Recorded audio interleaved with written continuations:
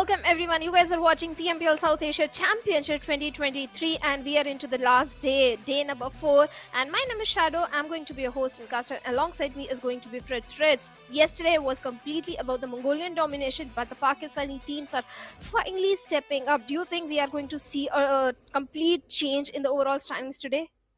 Oh, a complete change. I really do not expect that much of a change in overall standings. But yeah, I mean, yes, we did see some good games from the region, from the Pakistani region teams, and they did get the two chicken dinners as well.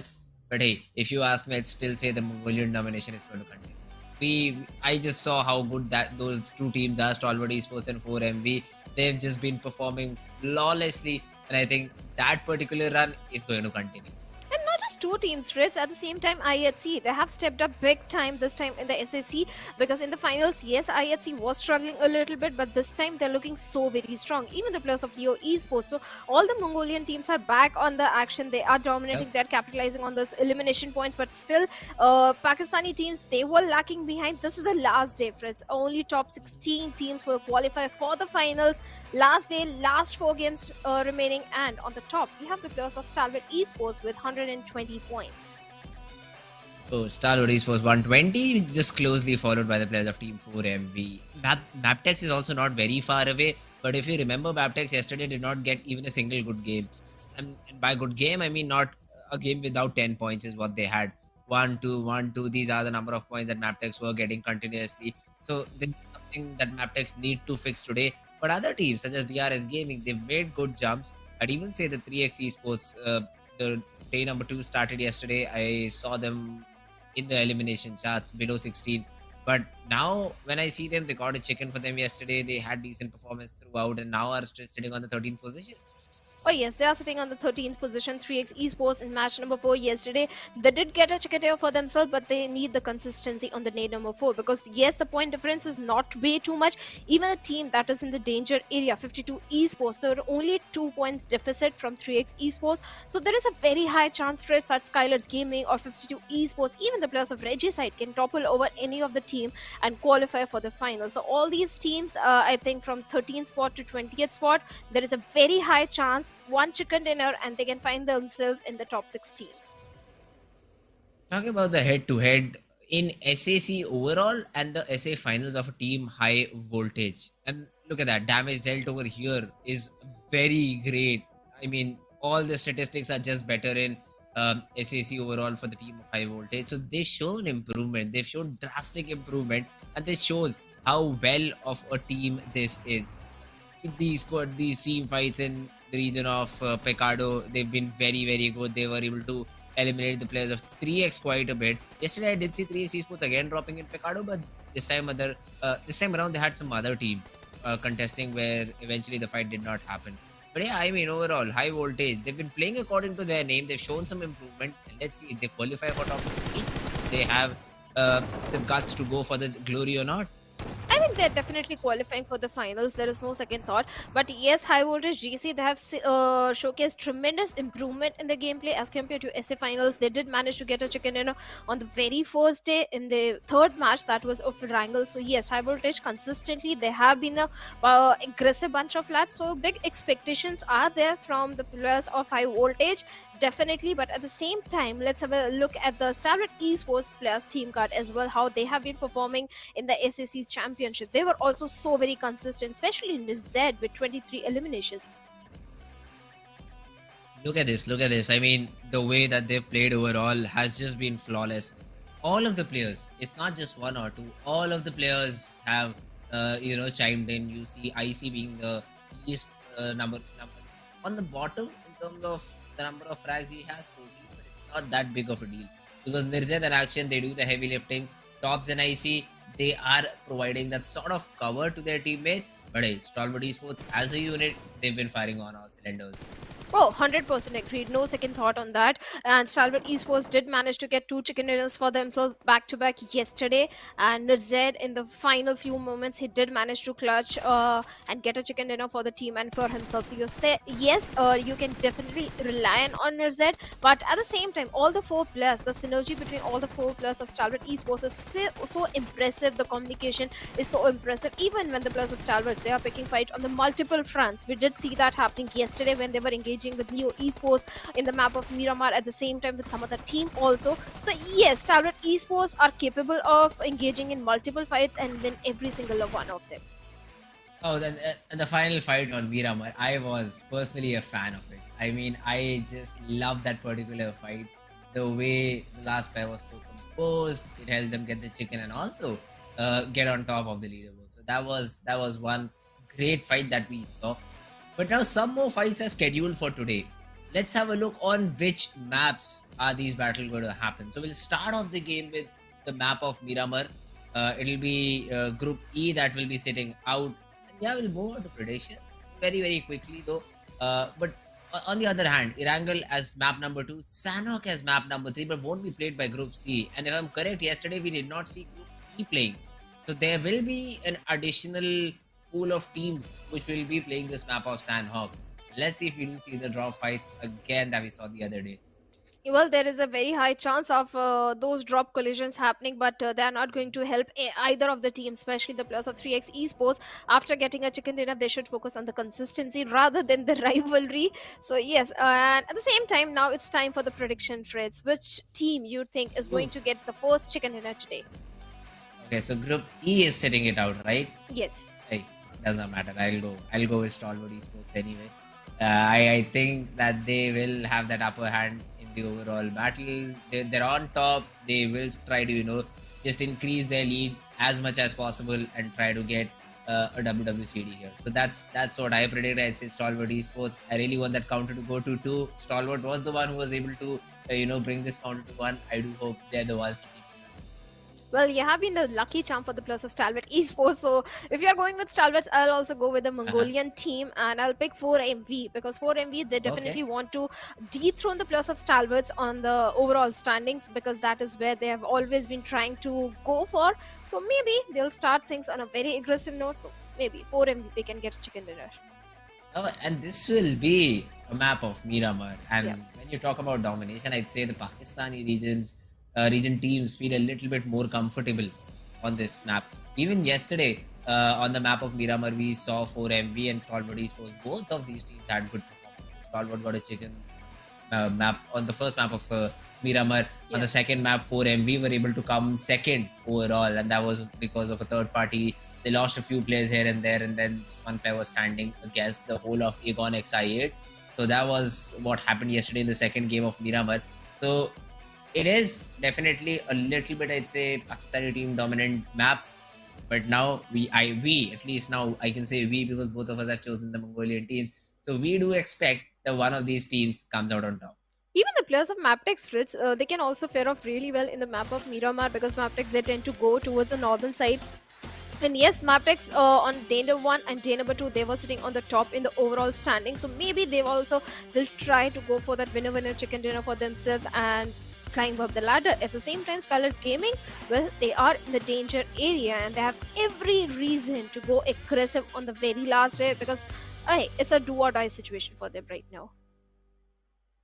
Do or die indeed. And let's see though how all of these teams are going to perform on this map of DMRs and snipers, as I love to say it, although we do not see any DMRs or snipers being used anymore. It is an old meta. You know what they say, old is gold. I hope for it to return back and then we might see some Kar 98s and M24s being shot. But for now, what I see by my bare eyes, cannot see the mini map right now, but it is a central plane path. It is. I mean, it is again a very central plane path, starting from Cruz de Val, landing all the way to Landrilla. Most of these major cities will be covered because of the plane path. An interesting city that opens up though that we usually do not see is Campo Militar. So basically, all these northern cities, Campo Militar, Torre Ahumada, Cruz del Val itself, even La Cobriara is within dropping distance. So now I'd like to see the decision making from all of these teams. I already see the players of, I think, Team Tough who are moving towards Tierra Bronca and Campo Militar.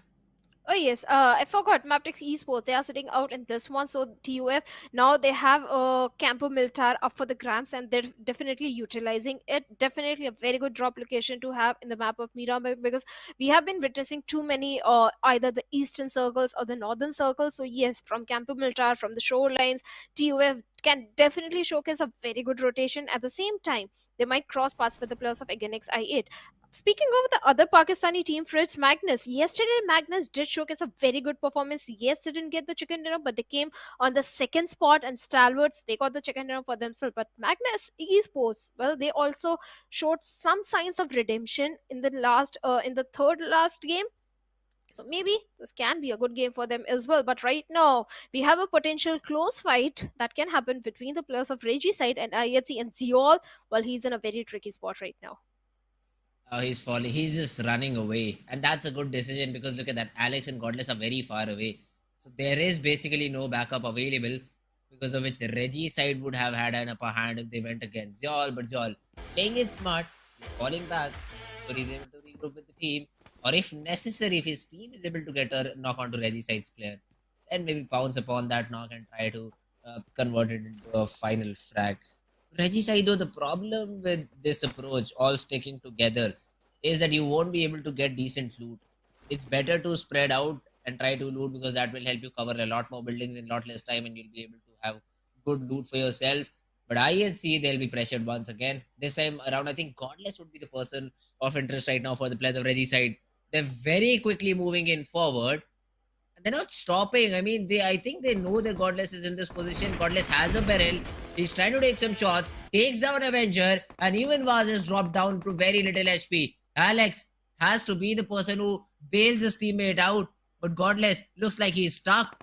Instantly falls back, changes the compound, and Regicide.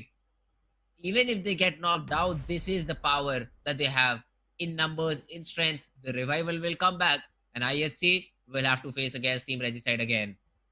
Well, Alex's position was so very pivotal in this particular fight. The moment the players of Regicide were rushing towards Godless, Alex was placed perfectly to take down one player from the side of Regicide. At the same time, yes, I do agree, Fritz, that IHC is a very strong team in terms of the firepower which they bring in. At the same time, Regicide, they came on the second spot in the PMPL Pakistan region with the highest number of finishes. So yes, Regicide is also a very capable team. Right now, the revival has already been made, and Godless is still in a very tricky spot. But look at the flank that has been created from the side of Demo. If any player of Reggie's side expose himself or show a little bit of the glimpse to Demo, he will be quick to retaliate with those mini tap shots, and exactly that is happening. And Demo takes down Avenger over there. Regicide have no idea that how far the players of IHC are spread out, and Goddess is one lucky lad being provided the necessary cover fire from all his teammates. Alex also goes in and takes Vaz over there. Two players down. This is the moment when the players of IHC can rush directly towards the players of Reggie's side. They are Ah, so Zol. vulnerable, and Roshan also goes down. Only Noki is remaining in a 1v4 situation for Noki. I don't know if he can clutch it out. Avenge is also there, and he has been able to take down Joel in the process. Great shots from him. And Naki, as you said, he is the person who will try to, turn tides around here. He jumps down. Avenger gets another knock onto Demo. He confirms the frag onto Joel. Alex is all alone. Suddenly, IHC, who had that upper hand in the fight, now looks like that they are on the verge of elimination. Because now it's a 1v2.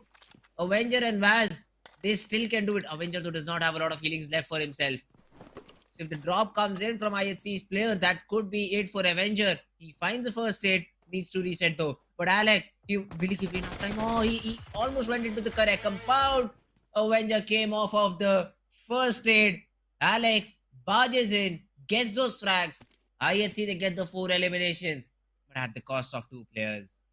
Little bit of the miscalculation from the side of IHC costed them the loss of 2 players. They thought 3 players of Reggie's side are down, but in the meanwhile, Noki managed to give revive to his teammate, that was Avenger, who had no healings, no chance to patch himself up, and that is where IHC didn't anticipate. They thought, oh, there's only 1 player remaining, and they were hunting for Noki. That is where Avenger capitalized and took down 2 players from the side of IHC, and for a moment, it looked like the tables have turned, and this is going to be a winnable fight for the plus of Reggie side. But fortunately, IHC they came on the top. But like you said, heavy casualty. They lost 2 players.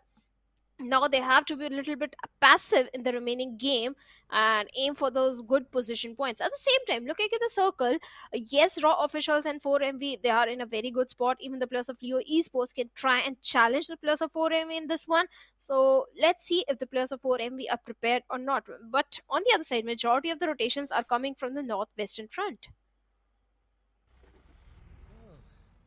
Oh, the zone is definitely a little bit interesting to say the least. Has gone all the way south. We wanted a prison zone. It's not entirely that, but Los Egos is at least included in it. So we take the island though. Uh, what I'm interested to see is how do Team TUF rotate inside the zone, because this the drop that they took had the worst possible zone to accompany it. So they'll have to come in, they'll have to rotate from very far off, and if they decide to take the highway towards the zone, Aegon X I8 will just be waiting with open arms, and it'll be very difficult for Tough to get inside the zone after that. If they are able to somehow evade the players of I8, then the rotation would be pleasant, because there is literally no one stopping them to enter the zone from the southern part of the map.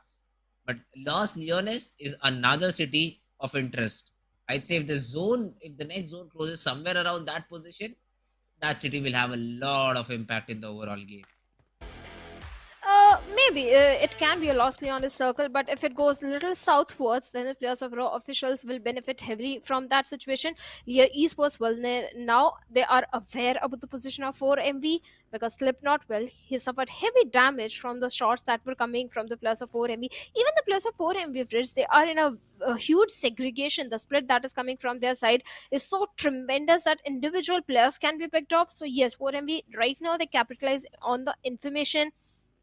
They do have good positions to hold on to, but they need to realize at one point they have to regroup. On the other side, talking about a team that impressed me the most yesterday in the map of Miramar was Magnus Esports. They could have gone for a chicken dinner, but this time they're taking things pretty cautiously, not overextending the fight. Yes, they do have a good position to hold on to. They have the little bit of northwestern control of the Los Leones Hills, but the team that can challenge them could be the players of T2K or the players of Highvoltage DC that are coming from the northern front.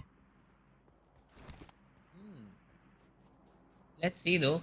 Magnus Esports, faster very right now. He's just, I think, waiting for the zone to close in. And the new zone is also a central shift. So Lost Theoris is out of the picture. No more Lost Theoris circles this time around. And faster, he's just hoping that Zibian, with the increased range of sight that he'll have, he is able to provide some information on the basis of which there is some decisions could be made.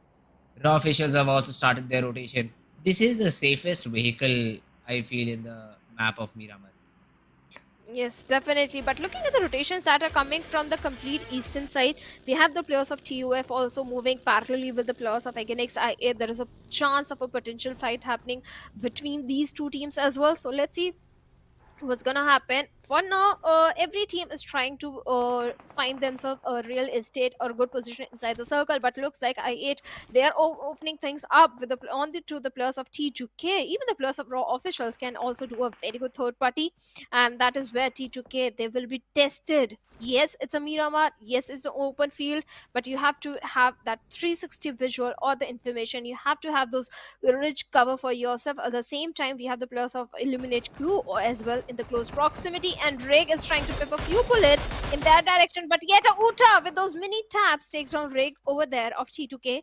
And let's see if we can get the confirmation point as well. T2K, they are not in a good spot, Fritz, at all. Not at Not at all. all. Agreed, 100%. Oh, let's see though. They're still in their rotation phases, but meanwhile, Leo Esports are in a battle with the players of Team 4 Miracle Vibes, and has already gotten a knock onto one of the players. Haitami is coming in for the support. Some shots are being exchanged. As soon as he sees that there is a nade being cooked out, he just instantly rotates. Knew that Sussex won't be able to back off from that position so easily since he's already knocked out, and now Leo, they will be bombarded. Nades are going to rain in, and Leo, they will be in a lot of trouble from here on. Let's see if they're able to survive this. There is a vector for Haitami. Slipknot is also cooking a nade of his own. But for MV, the numbers advantage plus the utility advantage can definitely help them a lot. Although, wait a minute. Slipknot has been able to blast Doc out of the game. Refuse might just be next. The nade is good, but Liquid, first of all, confirms that frag. No more revivals for you. And Leo, they convert this into a 3v3. Well, your esports challenge the peers in the lobby and refuse with a grenade, takes down Slipknot over there. And now your esports, they don't have the numbers. And East is already marching forward. Apex with a grenade is trying to take down Liquid over there, but Liquid is trying to peek and take one player from the side of 4MV. But East and Apex both have too much to deal with, and Liquid also goes down. Now your esports looks like they are left with only one player on a sliver of HP. For how long can he survive? And Haidami also bids bye-bye with that 4MV. They have managed to take down the entirety of Leo Esports, but now IHC, they're also trying to challenge the players of 4MV from far afar. Yes, Refuse has been knocked down, but easy revival will be coming in. At the same time, I can see IHC with those buggy already closing in the distance, but we have another fight brewing up between the players of Raw Officials and NB Esports. Looks like NB Esports, they don't have the numbers and they are not in the best of the position right now. Oh, not at all. NB Esports, lower rage. Fizzboy is all alone. Although he got one, and Claw's also low. So this could be really deadly. The second weapon is DBS, so right now you won't be able to pull that weapon out to get the job done. Claw, he turns his back towards his opponent and is trying to run back. Has been tagged up quite a bit. And NB Esports now finally come in with the backup. Raw Official, they are on the verge of getting eliminated because I think there is just a single solo player surviving somewhere far away from his team. And NB Esports, all these 3 knocks will be converted into 3 different frags. Yes, definitely. NB Esports, they have managed to eliminate the players of Raw Officials and have got 3 defeat points. But at the same time, they lost one of the very strong player from the side. That is Mondo. On the other side of the map, we have Agonix I8 also locking horns with one of the team, I believe, is going to be Illuminate Crew. But IHC right on the doorsteps of 4MV. Other players of 4MV prepared. Yes, the grenades are being flung over, but no connection whatsoever. IHC demo along with LX trying to challenge the players of 4MV. It's not going to be an easy fight as IHC, they are outnumbered. But if they manage to eliminate the players of 4MV, they can have the entire Western control for themselves. Demo with a grenade. Let's see if we can bring any sort of connection. At the same time, SKYLIGHTZ Gaming, they're also in the close proximity, Frizz. So there is a chance of a third party happening. At the same time, Apex position is so very crucial right now. Oh, definitely. I mean, Apex can have that third angle onto the players of Team IHC, but it shouldn't be a difficult fight for Team 4MV to win because it's just Demo and Alex. IHC already lost 2 players early on against the fight with Reggie side, I believe. So that was not a great fight on their part. And just 2 players surviving, Alex and Demo, did not exactly agree with the decision they made of pushing on the players of Team 4MV. But hey, now you're already here. You need to find something or the other which helps you to win this particular battle. Demo already has sort of a different angle onto Apex and is able to take one. Oh no, it's Apex who flicked above.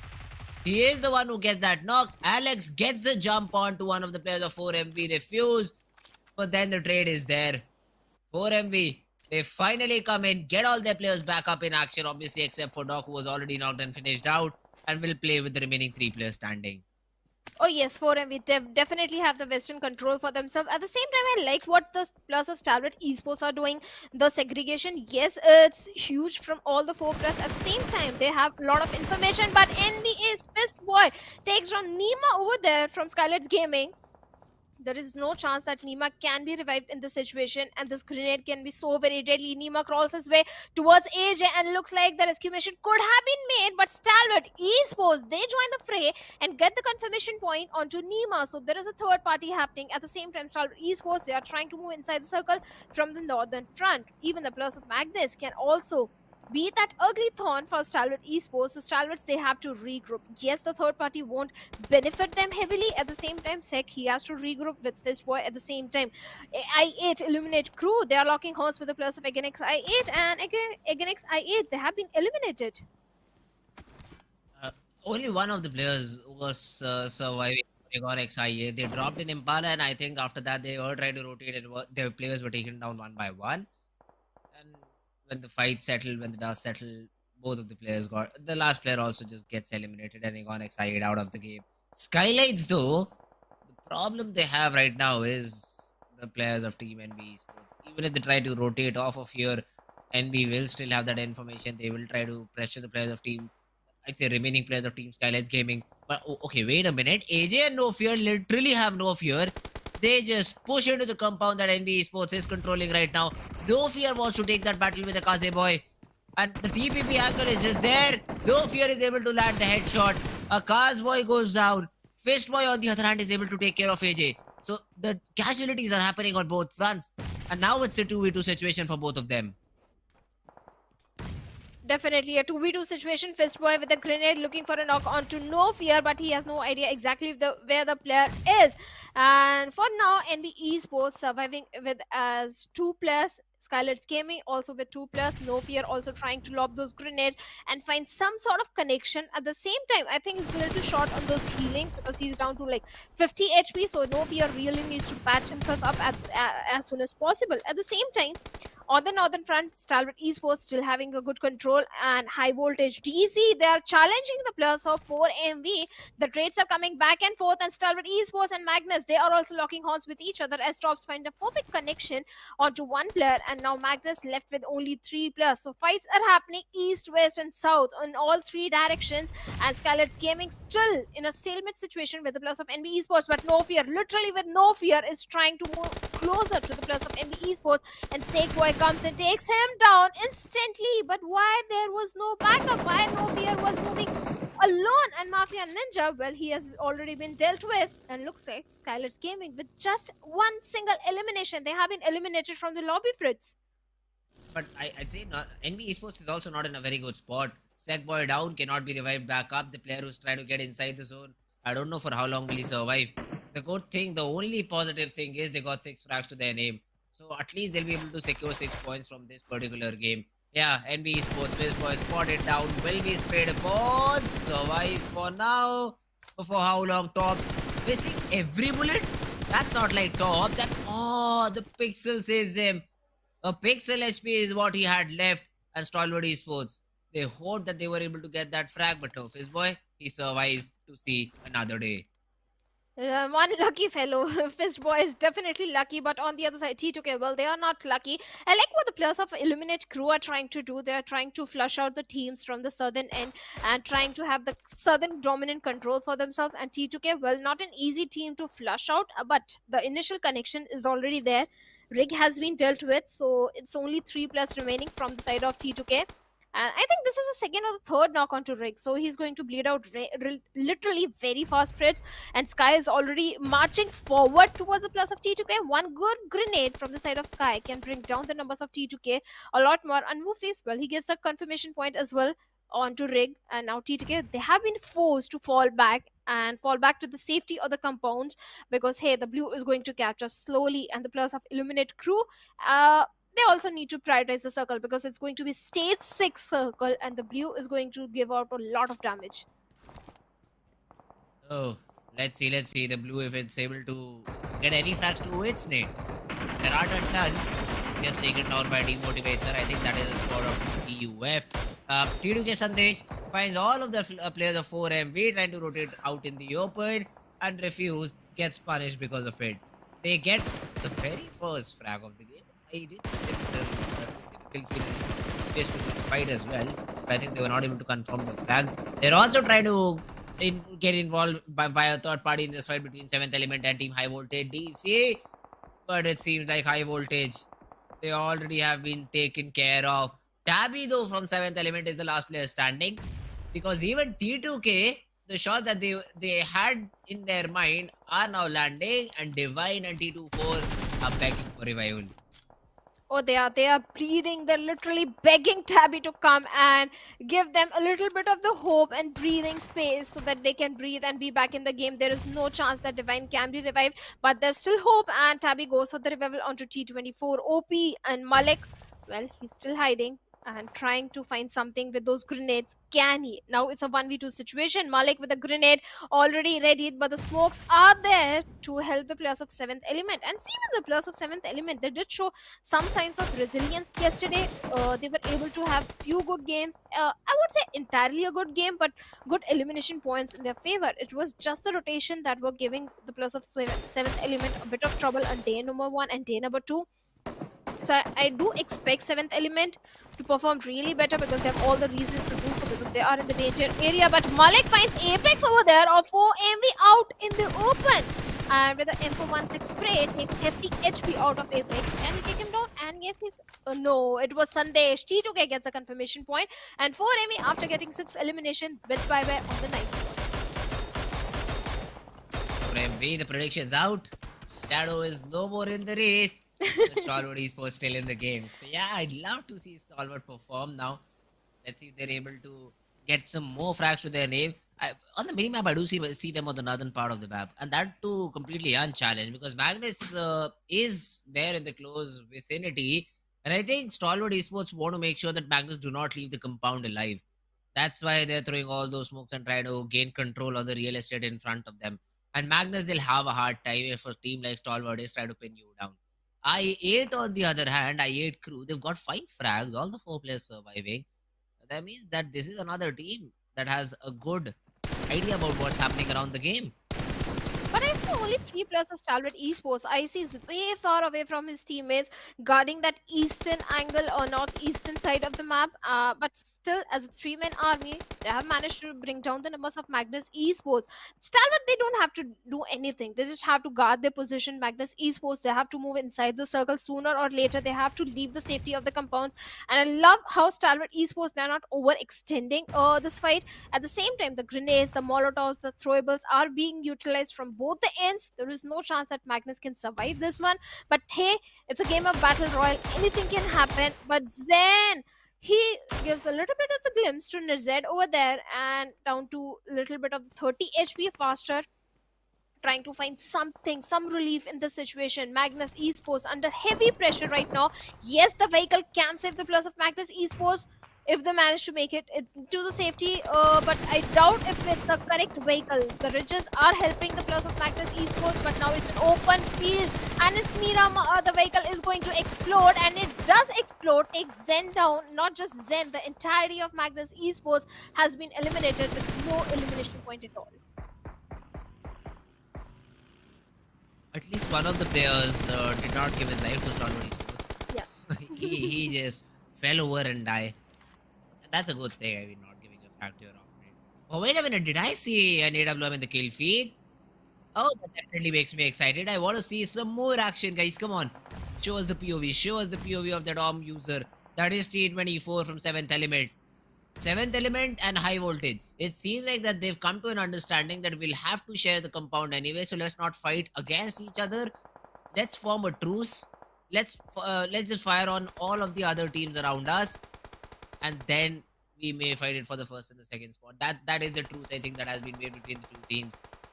But to their dismay, Team Tough, Team Quantum Rage, IA, T2K, all of these teams, they do want the spot that currently 7th Element and Highvoltage DC have. So it'll be difficult for the other teams to get in. I8 though, I think, is already inside the zone, so it shouldn't be a problem for them.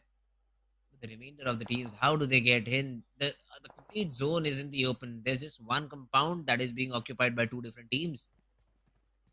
Now the cluster that is forming, Fritz, on the southern end, I'm worried for the player of Highvoltage Malik, at the same time 7th Element, because hey, Illuminate crew, they are spread out way too much. They have a lot of real estate under their control. On the same time, we have T2K as well. So 7th Element and Malik, I'm a little worried about them because I don't think they can survive for very long. Yes, they have made it inside the top 7, and yes, they are not giving too many sound cues as well. On the other side, we have the players of Quantum Rage and Demotivate Sir from the side of TUF. Let's see what's going to happen. But this is the game for Stalwarts to lose. They have the entire northern control in their favor on all these teams. At least that is what the players of Stalwart Esports are hoping right now, that all these other teams, they engage in a fight with each other on the southern end, and later on, when only few players are remaining, that is when Stalwart Esports can chime in. Even not then, they can chime in right now and do a perfect third party. It will happen now.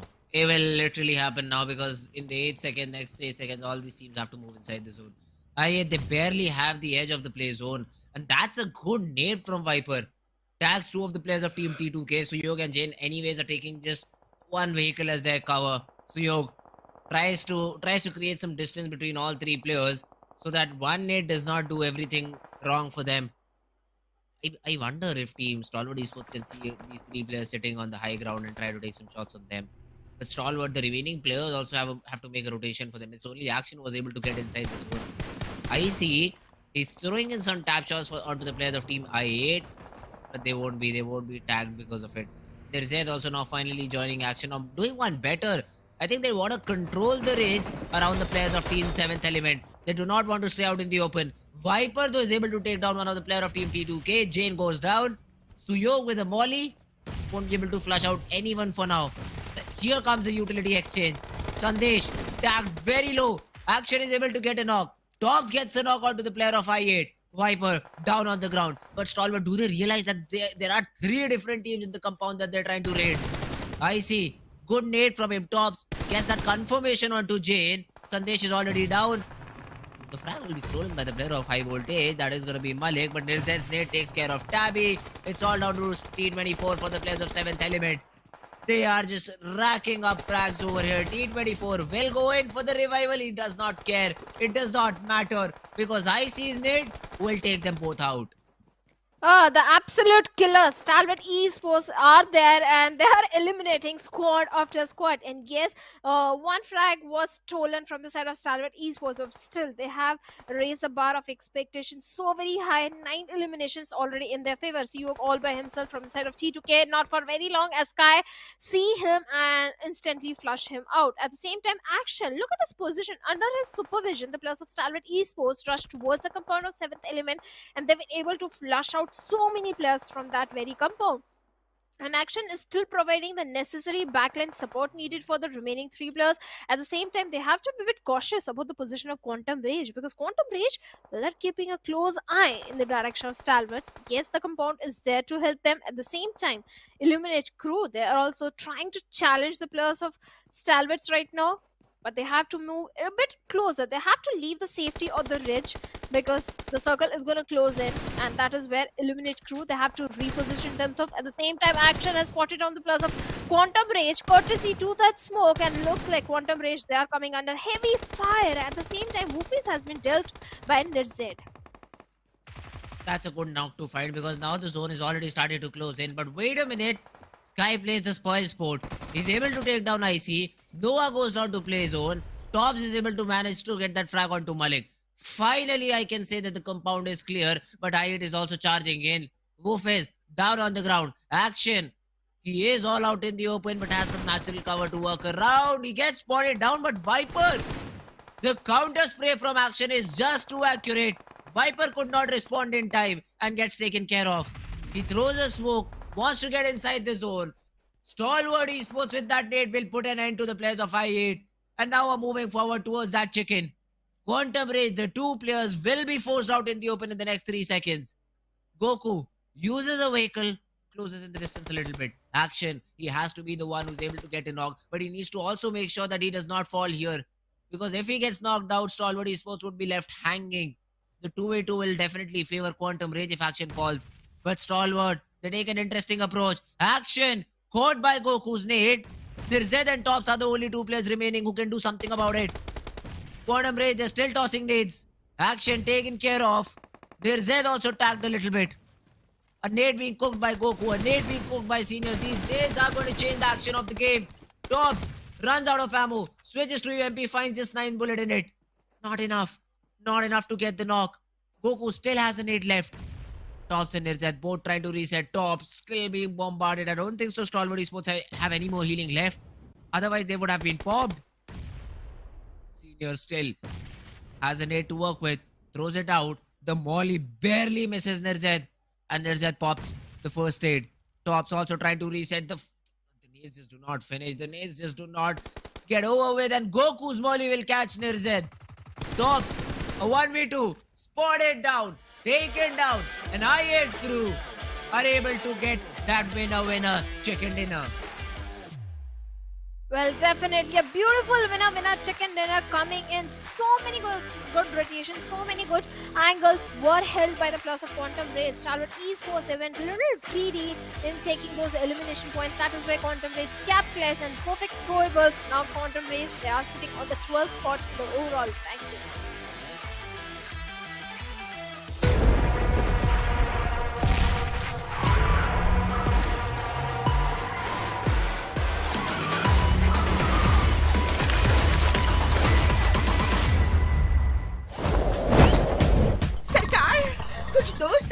ये gift लाए हैं gift.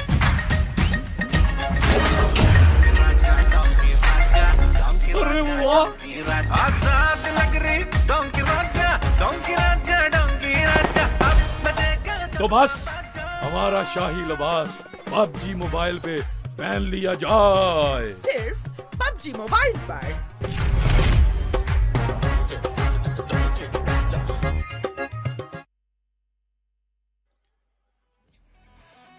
Well, that was a very close end fight between the players of Quantum Rage and Stalwart Esports, lobbing those throwables and the grenades and the molotovs. So many utilities were invested in that 2v2 fight, and Quantum Rage, well, they're in supreme, Fritz. What do you have to say? That they did. I mean, Quantum Rage. Not I8 crew, Quantum Rage. I know.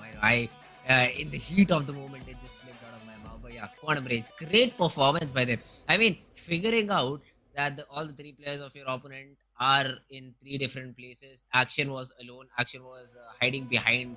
I cannot even say a rock, but because that was not a rock. That was just a natural, I'd say, ridge that was made out of grass. Somehow it did still stop bullets, but he was still sitting out there. Nade being tossed onto action, he gets taken down. And I do not understand how all these players have so much utility to throw onto their opponents. I think there were 7, 8 nades, 4, 5 mollies, which finally helped them get one knock, and that is exactly what they needed. Stalwart Esports. I felt bad for them, but once again, when I predict them, they're at least able to come out second. Unlike Shadow, Oh. whose predictions are always being eliminated before. I know, I'm cursing a lot of teams. So today I'm not going to pick any team for whom the game is so very important. I'm going to pick the middle tier teams. So yeah, I'm not jinxing any game. But right now the tops of Stalwart Esports with 6 elimination and very high damage number. He's definitely a player to be focused on from the side of Stalwart Esports. And Stalwart, yes, they were engaging in too many fights and Action's position was so very critical. But the moment he started firing towards the side of Quantum Rage, his position was given away and he was taken out pretty early in the game, pretty early in that fight. Had Action lived for a little bit longer, maybe this could have been the game for the players of Stalwart Esports. Action, not only his survival meant that there will be numbers advantage, but it also meant that there won't be any more nades being thrown onto them, onto their teammates, because you cannot stand up if Action still controls that particular angle. So that was the best possible thing, I'd say, that could have happened over there.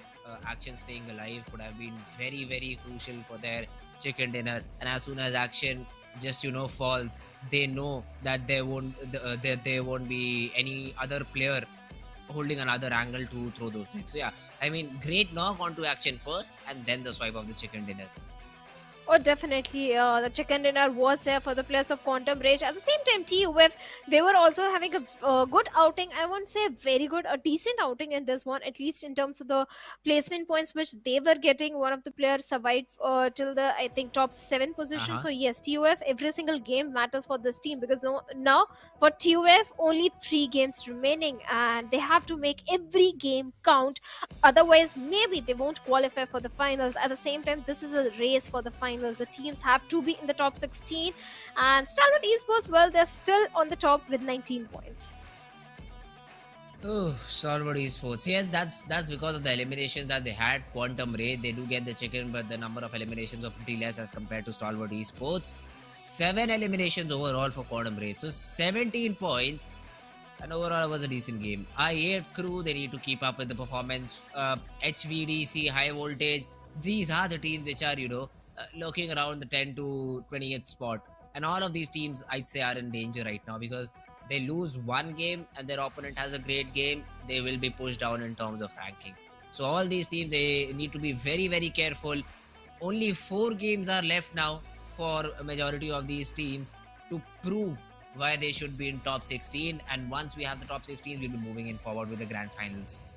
Oh yes, the race for the top 16, the race for the qualification of the grand finals, and few of the teams are literally struggling. Like the players of Raw officials, they are still in the danger area, and other teams also, like Regicide, this time again they were taken out pretty early in the game. Yes, they do have 2 elimination points, but that is not enough race for them to qualify.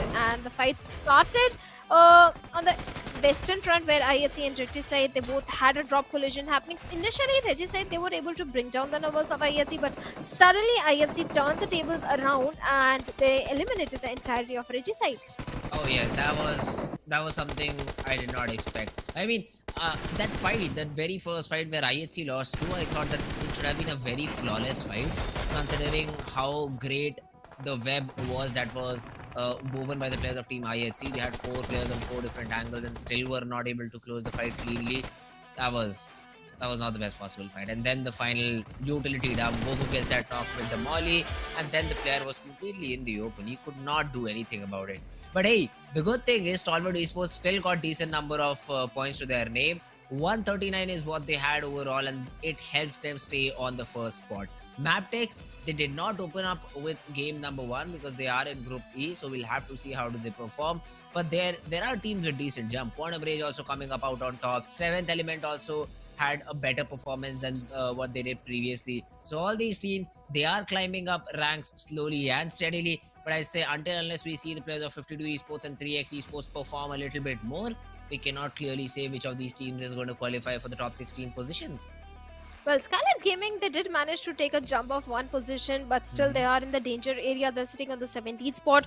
Only 3 games remaining for the players of SKYLIGHTZ Gaming, so they need that chicken dinner. If not chicken dinner, at least the consistency. And this time, they were taken out pretty early in the game. Not too many points in their favor, but still, it's a step in the right direction. At least some progress is there. On the other side, 7th Element and Quantum Rage. Quantum Rage, they needed the chicken dinner. Now they are sitting on the 12th spot. They have taken a jump of 2 position points, so it's not going to be easy to throw Quantum Rage in the danger area and topple them over. So yeah, I think Quantum Rage pretty much they are qualifying for the finals.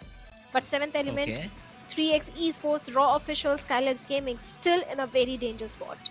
I'd still say that Quantum Rage need 1 more game where they're able to get 10 points, and after that will be ensure that they are moving for the grand finals, because 60 I'd still say Shadow, that 43, 41, all these teams, if they're able to get even 1 chicken, it will be equal to what they currently have. So that is something I'd say needs to be kept in mind. Quantum Rage need 1 more such game to help them qualify. But yes, now talking about the other maps, the map of Erangel, the map which I personally love. It's so green, it has all the terrains needed. Unlike Miramar, I do not like how Miramar is built. So many big houses, so many big compounds to work around. All these 4v4, even 2v4 fights do not go as planned. But now finally, back to basic, back to default, the map of Erangel, and here we go. First of all, I'd ask you, Shadow, which team do you predict? Or will you leave it to our lovely producer, Echo Boy, to fill in with the correct prediction?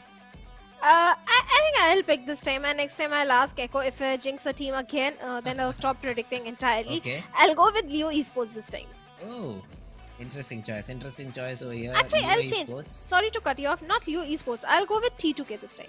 Hey, whatever team makes you the most comfortable, at least you need to get this correct prediction counter up to 2. Because last time, guys, let me remind you, Shadow had 7 correct predictions. Somehow, I don't know how, but she had 7 correct predictions when I was there with her on PMPL SA, and now she just has 1. So this is a huge, I'd say, downgrade in terms of correct predictions, Shadow. But if you ask me, this time I'm feeling that MABETEX will come out with a bang. MABETEX might just have this game in their back pocket. They already, I think, showed great performance on day number 1. And Erangel was one of their games. I have to recall. I still cannot correctly remember, but I think they were able to get that chicken out of the map of Erangel. So MABETEX is the team I'll go up with. 4ME Stalwart, they'll perform good too, but hopefully they'll fall to MABETEX Esports in the process.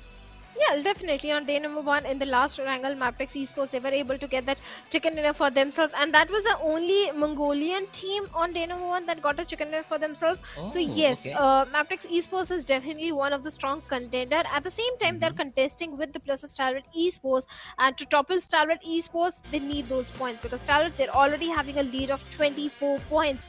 It's not so easy to cover with so many little games remaining. So yes, MABETEX is definitely eyeing for the chicken dinner, but I'm not going to predict the top teams. I'm not going to predict the bottom teams. I'm going to predict the teams who are somewhere in the middle, because hey, they have got nothing to lose. They're anyway qualifying. Yeah, that they do.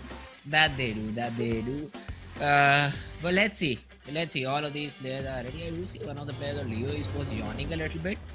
My man, the game's not easy. You've not been able to get a chicken today. So better be focused, better be ready. And let's see how do you perform in game. Or are the other players going to yawn over you and run you off? But talking about the plane path, I do see military base just in front of me. So this is going to be a very interesting plane path. Finishes all the way up to Yasna Poliana. It is, I'd say, a little bit towards the eastern side. So western cities such as Georgia Pole, Primos. I'd say Primos for a second could still be achievable, but abandoned made vehicles. Even Jazarki, which we usually do not see a spot being dropped on. Shooting range Severi again should be easy to drop around. So this is a very good plane path, except for obviously MABETEX, I think, who usually dropped at Georgia Pole. Well, this is definitely a difficult playing path for the players of IHC and Aganex IHC, both those teams, because, like you mentioned, they drop in towards the western, northwestern side, so it's not going to be an easy journey for them. TUF, well, they are gliding towards sort of Primos. On the other side, where the first circle is going to be, that is going to decide too many things, and looks like IHC, this time they are heading somewhere on the eastern side. Oh, I forgot. This team do have a dynamic drop location. I have seen them go towards the eastern side of Milta Power towards the SA League stages so many times. So maybe this time the flight path demands for an eastern drop, and the circle. This time the circle is already calling for a lot of chaos. It can be a military base circle, it can be a quarry or ferry pier circle, and teams, well, they are going to be confused, and we, the casters, are going to be very happy. Oh, for sure. Happiness is something it only if we could show our faces to you right now. I'm super stoked about this circle. 40 to 50% of the area cannot be played upon. I just love that. The next 20 to 30% of the area is being occupied by military base. So that essentially means the 80% of the teams which are on the main island, they are wrecked right now. They have to make that early rotation. And I think Aegon X8 is one of the teams who have just taken the vehicles and they're like, yeah, we'll loot around military base. We'll loot around that area rather than going to a usual drop spot, because I think it is all the way towards Georgia Pole and they do not want to risk the rotational fights on the bridge when it comes to that. So it's a good decision made by them. They'll be a little bit set back in terms of loot, but at least they'll survive till the very last. Oh yes, yes, yes. Survival is of prime importance, and the circle does call for early rotations. And Aganex IHC, they don't want to take any sort of risk. And let me remind you, friends, Aganex IHC in PMPL Pakistan, always, every single time they used to go towards a set of military base. So yes, they are aware of that little southern island, the geography, the terrains. They are so very well aware and averse to that area. So maybe it can be a good game for the players of Aganex IHC. At the same time, the first chicken dinner which the players of Aganex IHC got on day number 1, we had a military base circle that time as well. And 4MV, well, they were taken out pretty early in the game, because 4MV always goes for the aggression, and Aganex IHC, they're a little smarter one. And I think I spoke too soon. This is something I hate about. The minute I start appreciating a team, I see their name in the kill feed. Oh my god, Aganex IHC, I'm so very sorry, guys. It's okay. They won't beat you up, I'm sure about that. They know that it is their mistake to try to. They thought that this place will be completely empty, but 4MB were like, yeah, man, we know this is a possibility for teams to rotate early on, and let's try to exploit that. But I'm surprised how good of a loot 4MB already has. A DP28, yes, the ammo that they have will be a little bit of a concern, but the secondary weapon has Thompson, level 3 helmet, level 3 backpack. That was some great loot, if you ask me, in the first 2 to 3 minutes of the game.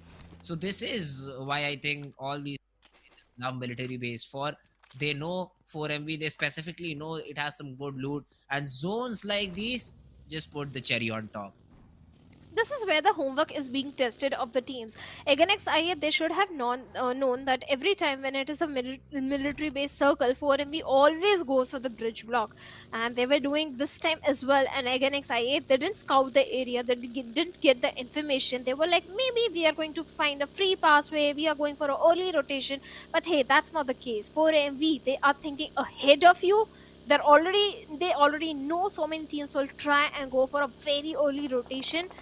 But Again, excited, will they pay the price of not scouting the area? But right now, Yeta Uta finds a perfect knock onto the players of Leo Esports, where Sus has been taken down. Yeta Uta might be looking for the confirmation, but he's all by himself, and the remaining players have already charged towards him.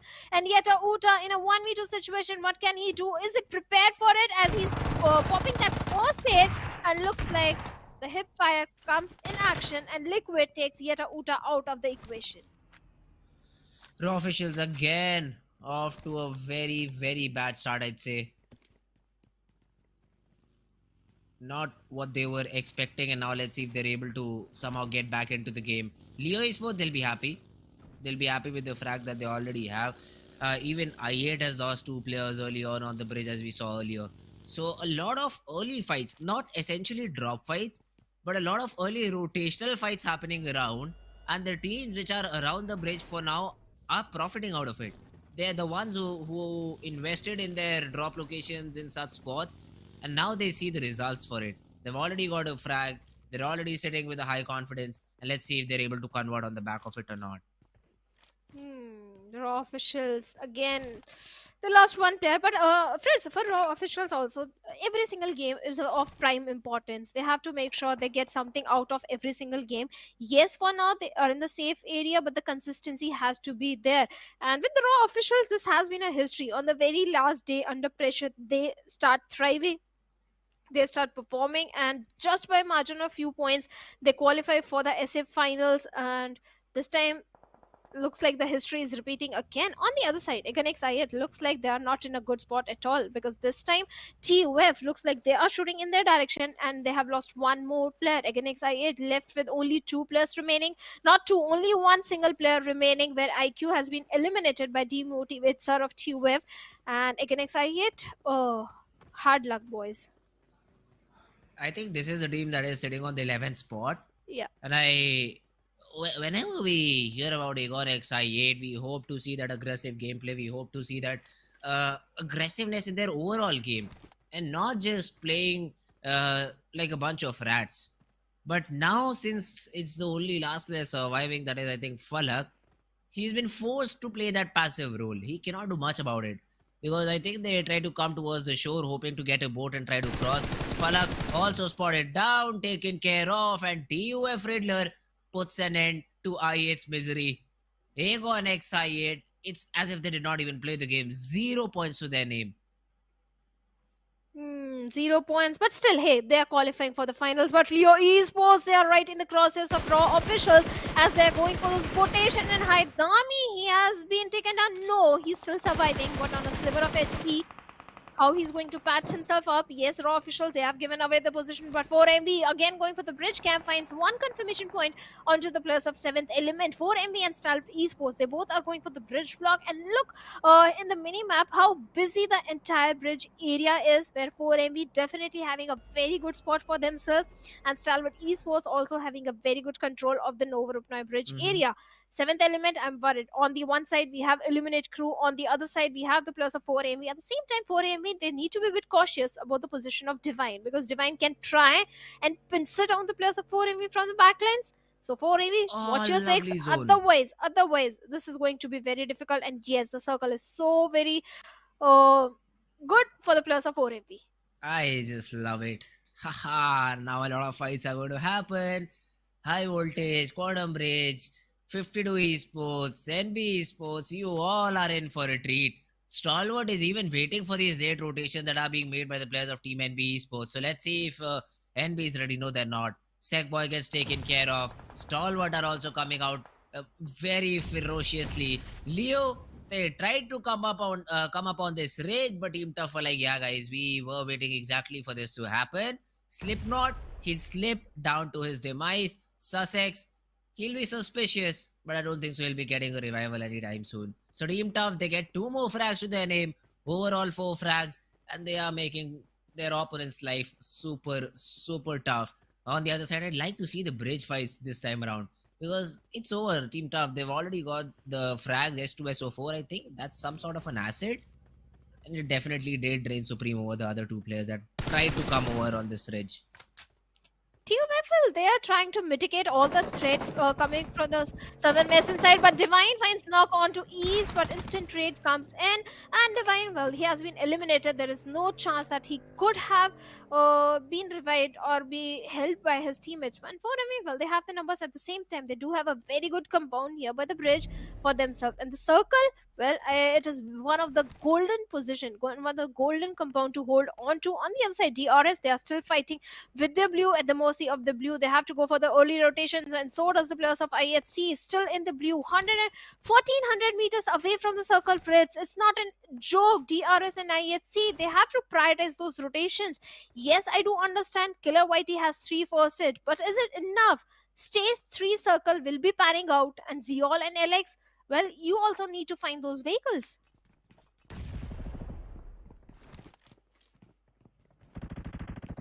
And with the presence of NB Esports on the bridge, the journey inside the circle is not going to be so easy. Even for the players of NB Esports, we have Stalwart waiting for them on the other end of the bridge. So it's going to be a pretty interesting fight. Stalwarts, they're all already opening things against the players of NB Esports, where 2 players have been taken down. At the same time, 52 locking horns with Quantum Rage, where Tanatan comes in and takes down Poison.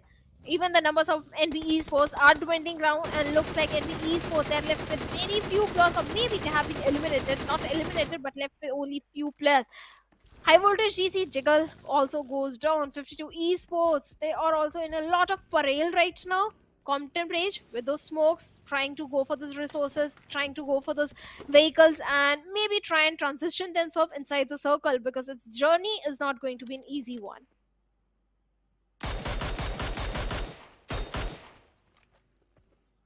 And Quantum Rage definitely trying to move forward. At the same time, DRS, well, they are also opening things up. They have managed to find one good knock onto the players of, I believe, 52 Esports, or maybe MABETEX Esports. Okay, MABETEX Esports, but Zarba finds a confirmation point onto the players of Highvoltage DC. And oh my goodness, Rolls is having a bit of the trouble with their vehicle. DRS, well, Rolls, you're so far away from the circle. At the same time, 3x Esports, they tried to do a lot of damage towards the side of Highvoltage, but right now, they are the one being hunted down, and Malik crawling his way, trying to be one with the nature, not giving any sort of sound cue. The numbers are not favoring Malik. Yes, he is moved inside the circle, and he, with a grenade, he finds a perfect knock onto Hussein over there. His teammates are nearby, going for the rescue mission onto the fallen comrade.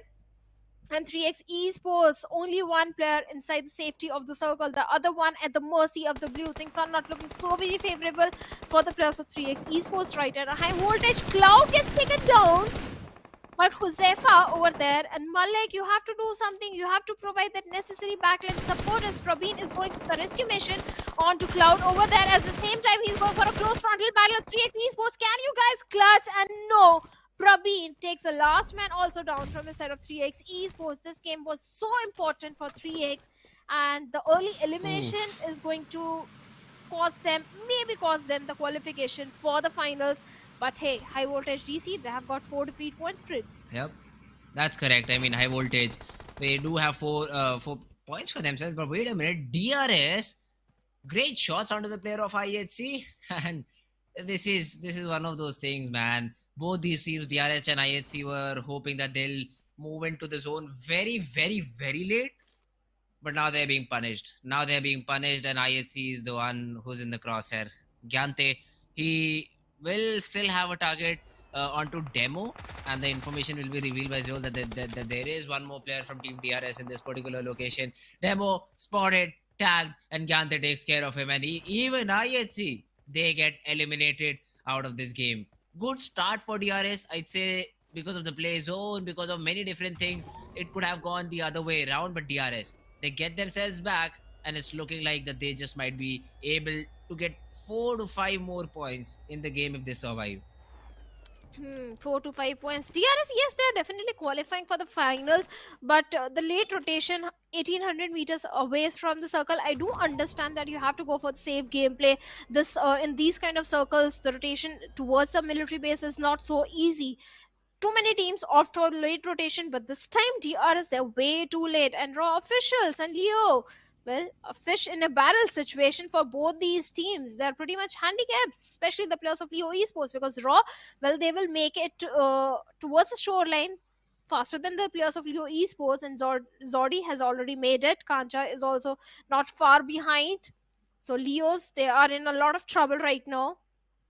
Claw is trying to swim his way near to the place of Leo Esports. That is where he will pass on to the information. But at the same time, Team Motivate Sir with the buggy is already scouting the area. That is where the players of Raw officials needs to be a bit cautious. If they grab the attention, well, Raw officials, they don't have the numbers.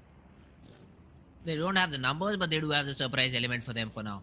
Leo Haitami, though, is the person who has been spotted down. Even Claw has been spotted down by Demotivate Sir, I think, in the process. In his scouting process. And he will be very vigilant about the showlines too, because that is an area where players can hide and where exactly Kancha is hiding. Zordi has a golden opportunity over here to get that knock. He does not pull the trigger at the right time and gets shot in the back. Was it the players of Team Leo who took the shots? No, it's Team Tough from above. Alright, so Tough, they get that knock. They'll confirm that frag. Even Kancha gets taken care of. And Raw officials, one side you have Team Tough, the other side you'll have Team Liquid, Team Leo, and Liquid the player. They just reign supreme. And now Team Raw is just being represented by one solo player. That will be Claw. Yes, definitely. Claw is still surviving and he has to survive. He has to fight for those position points because Raw officials, this game is so very pivotal for them. At the same time, it is important for the players of TUF and the play zone. This was bound to happen. DRS, they were playing too safe and at the mercy of the view. I don't know what's the correct adjective without sounding rude, but DRS, you guys need to step up the game. You guys need to prioritize the rotations and the circle. Otherwise, the play zone will definitely punish you. I didn't want to sound rude, but yes, that's the truth. The blue zone always punishes the players, and this time DRS, they are being the victim of the blue. This is something I don't like when a team of such high caliber or like DRS, they're capable of being on the top, if not top, at least in the top 3. And if they go down by the play zone, I definitely don't like it. And DRS, well, they have been eliminated with 4 eliminations on the 10th spot. This time around, we can give them a little slack though, because of the zone that formed out here. But Stalwart Esports, they're fighting it out against 4MV. This is an important battle, and Nirzad loses it out. East is able to pull off a 1v2 over here.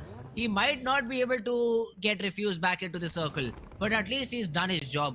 Or can he carry him to the circle is my question. No, he does not have enough HP. And even 52 Esports had their eye on this fight. East might himself not make it inside the zone because of the position that they are in. Dog gets taken care of by Choto. And the teams which dropped on the southern island have been reduced to one. One of it is completely eliminated and Tops gets third partied from 52 Esports. So both Stalwart and 4MV, the teams we were looking for because of the play zone that had been made in such a way, have just been eliminated and they've bitten into the dust. Oh yes, they are definitely 6 feet under, and Highvoltage DC still on the bridge area having 4 defeat points. Yes, they did lost on to Jiggle at the very early stage of the game. Right now, the team that is looking in a good position are the players of Illuminate Crew. They have the complete southern control. Illuminate Crew usually likes playing from the south direction. They always go for the south rotations, be it the map of Miramar or Erangel this time also. Again, but AKM and 6M scope, well, he was being a little too optimistic, and that's why Viper has been dealt with. Now Illuminate Crew, they have to go for the crucial revival. At the same time, TUF, well, they are keeping a close eye onto all the players of Illuminate Crew. TUF, they do have a good compound to their name. On the other end, 4MV Stalwarts, they both have been eliminated from the lobby. That is going to open things up for so many other teams who are trying to propel themselves a bit higher in the overall standings, like the players of Illuminate Crew. If they get a chicken dinner, they can definitely find themselves maybe in the top 5. True, they've already shown us some good games. Even in the previous map of Miramar, they were in top 5 at least, with good number of frags. So they definitely have shown us that they can be a team who poses a threat to the other ones too. Let's see their consistency here this time around. In top 7, they are yet to get any frag, so that is something that concerns me a little bit. At least get 1 frag to your name, guys. Because if you get eliminated, that'll be a very humiliating elimination. No frags, just on the basis of the spot you have, you're trying to win the game. 7th element is in their crosshairs as of now. The seventh element, they really need to move just very little, I'd say, or most of the players, the two of the players are inside the zone. We'll have to check and see. But I think they're already inside, so they really do not need to leave their compound. So I8 won't be finding any frag onto the players of Team Seventh Element. So they need to divert their attention to a different part of the map. On the other hand, Team ToughX have been showing a very good performance. 6 frags to their name. All of their players still surviving. And let's see how do they want to take the game forward. Look at Claw. He's just hiding. He's just hiding. Even Haidami. Both the players. I feel for them. Leo Esports, yes, they're in the safe spot, but Raw officials. Difficult situations calls for desperate measure. I'll say this again because Raw officials, yes, they're in a difficult situation. They have to go for the placement points, the elimination points, and with only one player remaining, well, looks like he has found the perfect spot. But Haidami, he has spotted on the players of PUF, and with that Scarlet spray, he takes on one player, Great control. S2S04. Exactly, precise spray coming, and he was proning. That's where the recoil control was there. At the same time, the confirmation has been made. Now, TUF, well, they remain with only 3 players. I mean, just because of it, my dear Claw got eliminated. Because he took some shots, high voltage cloud just stopped there. He was like, someone's spraying from there? Oh, there's a player in water. He did not expect Haitami in that position, but he still gets a frag.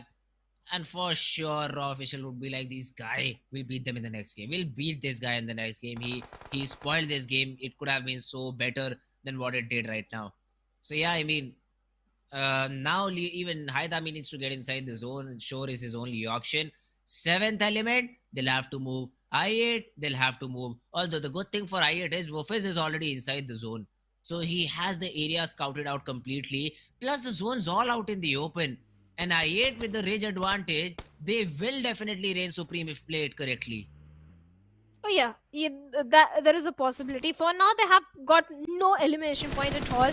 But now they can start getting those elimination. But high voltage or their presence on the bridge is also so very impressive. At the same time, they find Haidami, the last man from the set of Leos. And Leos, after getting 3 elimination, they bite the dust on the 6th spot. Yes, eliminate crew. They have been the silent ones for it this time, and it is something unheard of. Eliminate crew is never a team that all goes for the silent gameplay or the position placement gameplay, but this time they are going for it and eliminate crew. Well, they find one connection and confirmation onto the players of 7th element, and looks like both the players have been That's it. eliminated. That's it Yeah. for 7th element. A good thing for I8, they're able to at least get 3 frags in top 4. Oh, Iper, come on, man. Or has it not been called by your team? They're still spraying and they're still wasting utility. Do they even not observe the kill feed? I know that the exact player's name are not displayed over there, but once you see the player being eliminated and then the RIP logo over there, you should realize that the team has been completely eliminated. But now they're on the verge of elimination. Not elimination, but they're in trouble for sure. High voltage, they've been able to get 1 knock. Malik has been able to deliver a crucial knock. But the remaining players are yet to provide any sort of backup. And Choto has already spotted that player. He can play the spoil sport. Malik, though, with the lead, is able to take care of one of the players of I8. Viper is also very low. The first trade needs to be popped as quickly as possible. Probeen, such a critical position, and Choto takes him down with a grenade. He'll get the easy confirmation, and now how high voltage DC are in a lot of peril, and Malik could have been taken down, but his teammate comes in and with a vehicle run over, saves the day for the players of high voltage DC and 52 Esports. Well, after a valiant effort, they have been eliminated from the lobby. 8 defeat points already for the players of high voltage, and maybe we could have underestimated the players of high voltage in this one. This could be a good game or a chicken dinner game even for the players of high voltage. Oh, it definitely could have been. But it still can be. I mean, in terms of frags, this is the team I think which is a little bit better than Team I8. So for sure, this will be a 3v3v3 battle altogether though. But I'll still say Team Tough has that upper hand. The last time I saw they had about 6 frags to their name. I think the tally should have already increased. They did lose one of their players. I think that was S2S04 to the player of Leo Haitami, I think, if I remember his name correctly. So that is the loss they took. That is also not a mistake from their side. Instead, it's a good position from Haidami, and he was the last man standing from his team, so he went for anything that he could get. But yeah, other than that, they've been playing very good PUBG Mobile till now. High voltage though, they find themselves outside the zone, although one of their players is in, and I think he has a compound too. So high voltage DC, they'll consider themselves lucky, but they say the big risk that they'll take. If they go down the range and if they try to secure themselves that particular compound or shack or whatever you'd like to say it, but if the zone does not favor them the next time round, you'll have to climb a higher ridge. There'll be two different teams on both these sides, and you'll be in a lot of trouble. Praveen, even while trying to rotate, gets taken down. Riddler with good shots onto him, and high voltage. Two different directions is what they have to watch. Let's see if they're up for the job or not. The circle was in the favor of high voltage, but they grabbed the attention of both the teams in the lobby, TUF and Illuminate crew. Yes, TUF, one of the player is Riddler is already inside the circle. He can become that sheet anchor that can bring his remaining teammates inside the circle. At the same time, Illuminate crew, this is the time to capitalize and charge towards the players of high voltage and maybe bring down their numbers. If they manage to eliminate the entirety of high voltage DC, maybe Illuminate crew, the circle will predominantly will be in their favor, but right now Riddler being that ugly thorn for the players of I8, and Nova X up close frontal battle with Malik is going to get taken down, and Sky also gets taken down. What is happening? Illuminate crew, they were looking so very strong up until now, but now the numbers have dwindled down and reduced to only a single player, that is Viper. Oh, let's see Viper. How much can he do? Nothing. He gets taken because of the play zone. And I8 crew, the team which we are looking forward to, just gets completely eliminated. High voltage DC versus Team Tough. A 3v3 battle. Let's see which team comes out on top. Malik and Cloud need to reset here though. The next zone is going to be of utmost importance. If in the next 25 seconds HV is able to get a knock, I'd say you just push in, because you won't get a better opportunity other than this. And even look at that, Demotivator is so far away from his teammate that the revival would be literally out of question. You won't be able to get that revival if Demotivator gets taken down. Same can be said for HV. Malik and Demotivator will be two very important pieces of the puzzle for both these teams. The next zone, oh, it favors Team Tough. Two of the players are already inside. They have that rock for their cover, and I don't think so any of the players of Team High Voltage can come into this particular position. Malik, one more shot is all that was needed there. And why did Imad just shift his crosshair? He could have got that knock. He does not continue with the spray, and Malik is able to reset, patch himself back up. Yes, enough time was given to him to patch himself up, and the numbers are still there with the players of high voltage. 3 plus remaining TUF. They have done so much work in this one, and finally they are reaping the benefits. They need that chicken dinner if they want to qualify for the grand finals, and they are fighting with tooth and nail. Yes, high voltage. Initially they had the circle control, but Riddler's position was so very critical, and he brought his team inside the circle. But now we are kind of in a stalemate situation. Lot of throwables, especially the smokes, are being invested to have a little bit of the soft cover for themselves, especially by Malik and high voltage. Yes, they do have a little bit of the dips to work around with. On the other side, Demotivator is fighting with the blue, running to make it inside the safety of the circle. At the same time, lose a lot of HP. That is where Malik could have capitalized. But Malik, all he has is a little tree trunk for the cover. And I don't think that is going to be enough. First glimpse, first shot coming from the side of Riddler and takes Malik down. But that's a good trade too. I mean, Malik, yes, he gets taken down, but Demotivator is also out of the picture. High voltage, though, that's an ambitious attempt. He's trying to get that run over with the buggy. Won't get anything. And Team Tough. Yeah, that's the style. That's the style you need. They're able to grab that chicken for themselves. A much needed chicken dinner. TUF, they needed this chicken dinner, and now they are in the safe area on the 14th spot with 19 points for themselves in this game.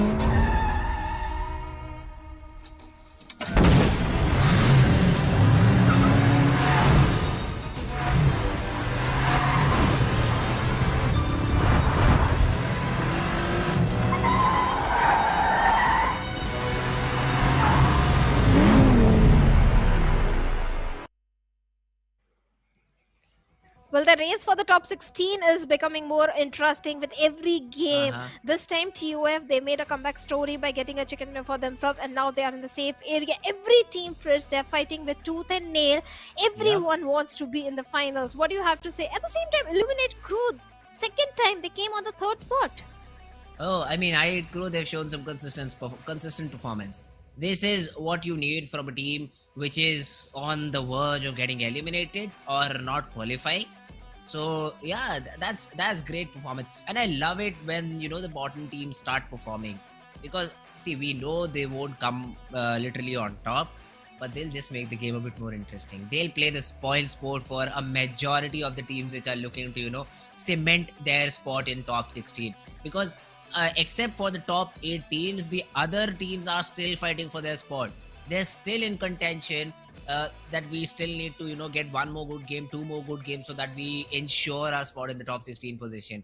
But when the teams on the bottom start performing, that is when they feel threatened the most. And being the saddest that we are, Shadow, we just love that sort of thing happening.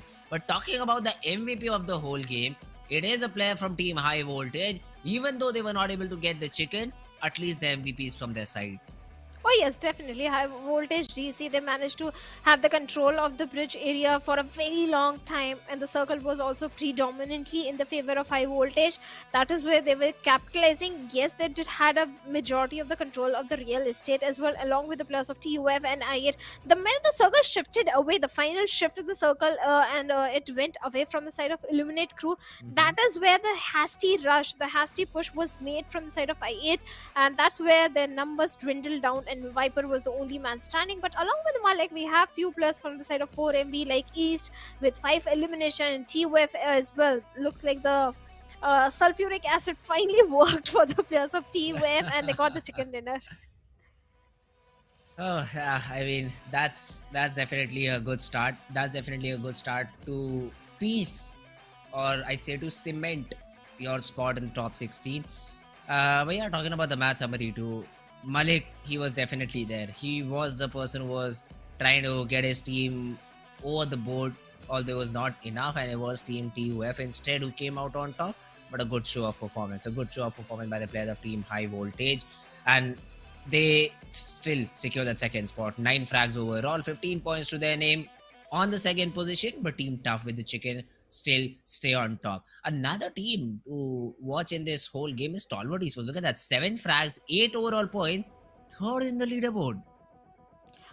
Yes, they were taken out pretty early in the game. They were able to capitalize on those elimination points because they were holding on to the Novorupnoy bridge area, and so many teams were trying to cross that bridge. Yep. So yes, they were engaged in too many fights. At the same time, same thing happened with the plus of 4MB. They were also engaged in too many fights. So yes, that is when you kind of lose your numbers. At the same time, whenever it's the southern military-based circle, teams tend to expect the plus of 4MB and Stalwart Esports as certain default position which they always go for. So yes, that kind of backfired for both these teams. Alright, but some more fights over here. 52 Choto. I's pretty better than him. I mean, I would have definitely gotten that knock without throwing so many bullets out in the air. But yeah, I mean, in pressure situations like these, sometimes you do whiff. And probably these situations will go off with experience. But talking about the overall ranking, slowly and steadily, Stalwart Esports is just cementing their position on top. 4MB is also trying to chase them down, but still that gap of 26 points is not going anywhere until 4MB is able to snatch a chicken and put Stalwart down very early in the game. That is the only way I see them coming out on top, coming out on the first position. And I8, look at the number of points they have. Sitting on the 9th position should be comfortable enough. I8, they got eliminated with 0 points in this game, still somehow retain their 11th position. But a big jump, a humongous jump by Team Tough because of the chicken dinner. 6 overall ranking points is what they've got in terms of serial number, I'd say. 54 points on the 14th spot. Still cutting it out, but you'll still have to play the other 2 games remaining in your pocket. Yes, they do have two more games. So do the players of Magnus Esports, 52 Esports, 3x Esports. They also have 3 games remaining. So yes, there's still a chance for them to qualify. And looking at the schedule, the first game went into the favor of Quantum Race, the second one in the favor of TUF with 19 elimination. And this time we have a very aggressive map coming in, that is Sanhok, where Group C Fritz will be sitting out. So that means no 4MV, IHC Esports, against I8 and 7th Element this time. Rather, Group D is joining in, so that means SKYLIGHTZ Gaming, Train to Kill, Regicide, and Magnus Esports will be playing this one. Oh, yeah, Magnus Esports. I already have my prediction ready. So as soon as Echo asks for it, I'll just give it out. But yeah, Sanhok as a map is going to be very, very interesting to see now. This is a map of comeback. I always say this because I just know how impactful it can be for all of these teams. This is a map where you can go all out for blood. If you want to take the early fights, they have to be taken within the first two circles. Other than that, if you try to take a fight after that, you're just doomed. You will be just shot because of the third party. You'll be shot because of maybe the fourth party. I've also seen 16 fighting it out against each other. So that is what the map of Sanhok brings into action. But now, as Echo says, it's time for prediction, Shadow.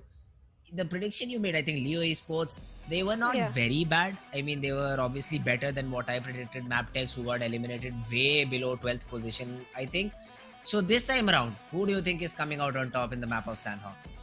Unfortunate things happened with the players of Leo Esports. They were trying to go for the water rotation, and that is where someone striked and took down the players. And after what happened with the players of Against I8, I think I'll ask my producer to predict for me. I'm not going to jinx any more team now. Hey, it's all right. It's all right. I mean, I do understand. You want the betterment of the teams, huh? Yeah. So we'll leave it to Echo in terms of your prediction. But I this time say that the players of Team Tough, are they playing? Are they in the game? Team Tough? Are they in Group C? Yeah. We'll have to Yes. get that confirmation. But if they are, I'd go with the players of Team Tough. I'd say they got it once, they'll get it twice. They can, they certainly can, and they have all the reasons to do so. And the producer says DRS. I'm not gonna jinx, this is not my Okay. prediction. So I hope DRS gets a chicken dinner, because this time they were stuck in the blue. And yeah, okay, DRS is a very high caliber team. They have the international experience, they have represented their region so many times on the global scale. So yes, DRS is a team that can go for the aggression. We did see that kind of aggression on day number 1 and day number 2 as well, even in the SA final. So yes, DRS is a team I personally expect a lot of things from Okay. them, especially in the map of Sanhok, because in SA finals of the league plays, Sanhok was entirely the strongest game for the players of DRS. Ooh, all right. Just justifying the pick that the producer gave you, huh? All Yeah. good. All good. Let's see. Let's see if DRS is the team which comes out on top in this map of Sanhok. I'd say I'd love to see some more snakes. That is something I've not seen, and I'm not happy about it. Come on. Sanhok is famous for that snake game, the snake gameplay, I'd say. And if we do not see the exoticness that it brings out, if we do not see a lot of green clothes in the game, I'd be very, very sad. I mean, I want to see players being surprised, players being punished for walking all alone, knocks and finishes happening by the last remaining players. That's what I love about Sanhok, and that's what I'd like to see. Although my favorite map still remains Erangel, because a skilled team will perform better always on that map. Sanhok, 60% luck, 40% skill. That's what I feel. If the zone is not with you, however skilled you are, you will still lose on the map. I agree. No second thought on that. Sanhok is definitely one of the most unpredictable map. At the same time, yes, if you do have the circle, if you do have a good position, if you have the numbers, this can definitely go in your favor. But this time, 3x Esports and Stalwart looks like they both are playing, and let's see if 3x Esports again goes for the boot camp drop location. That is exactly where Stalwart Esports are also there. So it's going to be an interesting game, because 3x Esports now they are in the safe area, Fritz. Now Yes. every game matters. If they again make the decision of going to the city of boot camp, and if they lose the fight, I think they lose the qualification chance as well. It's I'd say it's better to be confident in your drop. If you lose it, it's all good. I mean, at least you tried, rather than trying to make a very sudden adaptation. and try to drop someplace else and then get eliminated, because that will hurt you even Yeah. more, that you did not believe in your own preparation. So I'd say if you still want to go boot camp, completely fine, but then stick to your aggressive nature that you have. If you drop in boot camp, be the team that initiates the fight, be the team that initiates the momentum and that controls the momentum, and not the one who are always being suppressed because of the heavy fire that you take in. So that is something I'd like to just advise the players of 3x Esports. Obviously, they made it till here, so they definitely have the caliber. They definitely have it in them to qualify for the grand finals too. It'll be a difficult one. Map of Sanhok is of full of uncertainties, so it'll be a difficult map for them to perform on. But let's see if they're up for the job or not. Yeah, I agree. If you want to go towards the side of bootcamp, at least be more prepared.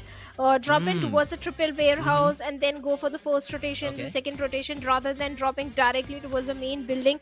That's where the players of Stalwart Esports are. So, anyway, 3x Esports, this is a very pivotal game for them. They have to make it count. Otherwise, 3x Esports, they will be under tremendous pressure in the last game for the qualification for the grand finals. Yes, they are aware of the boot camp, and yes, they are a very strong team in Pakistan region, but this time they're against another strong team who is at the same time so very aware of boot camp, Stalwart Esports.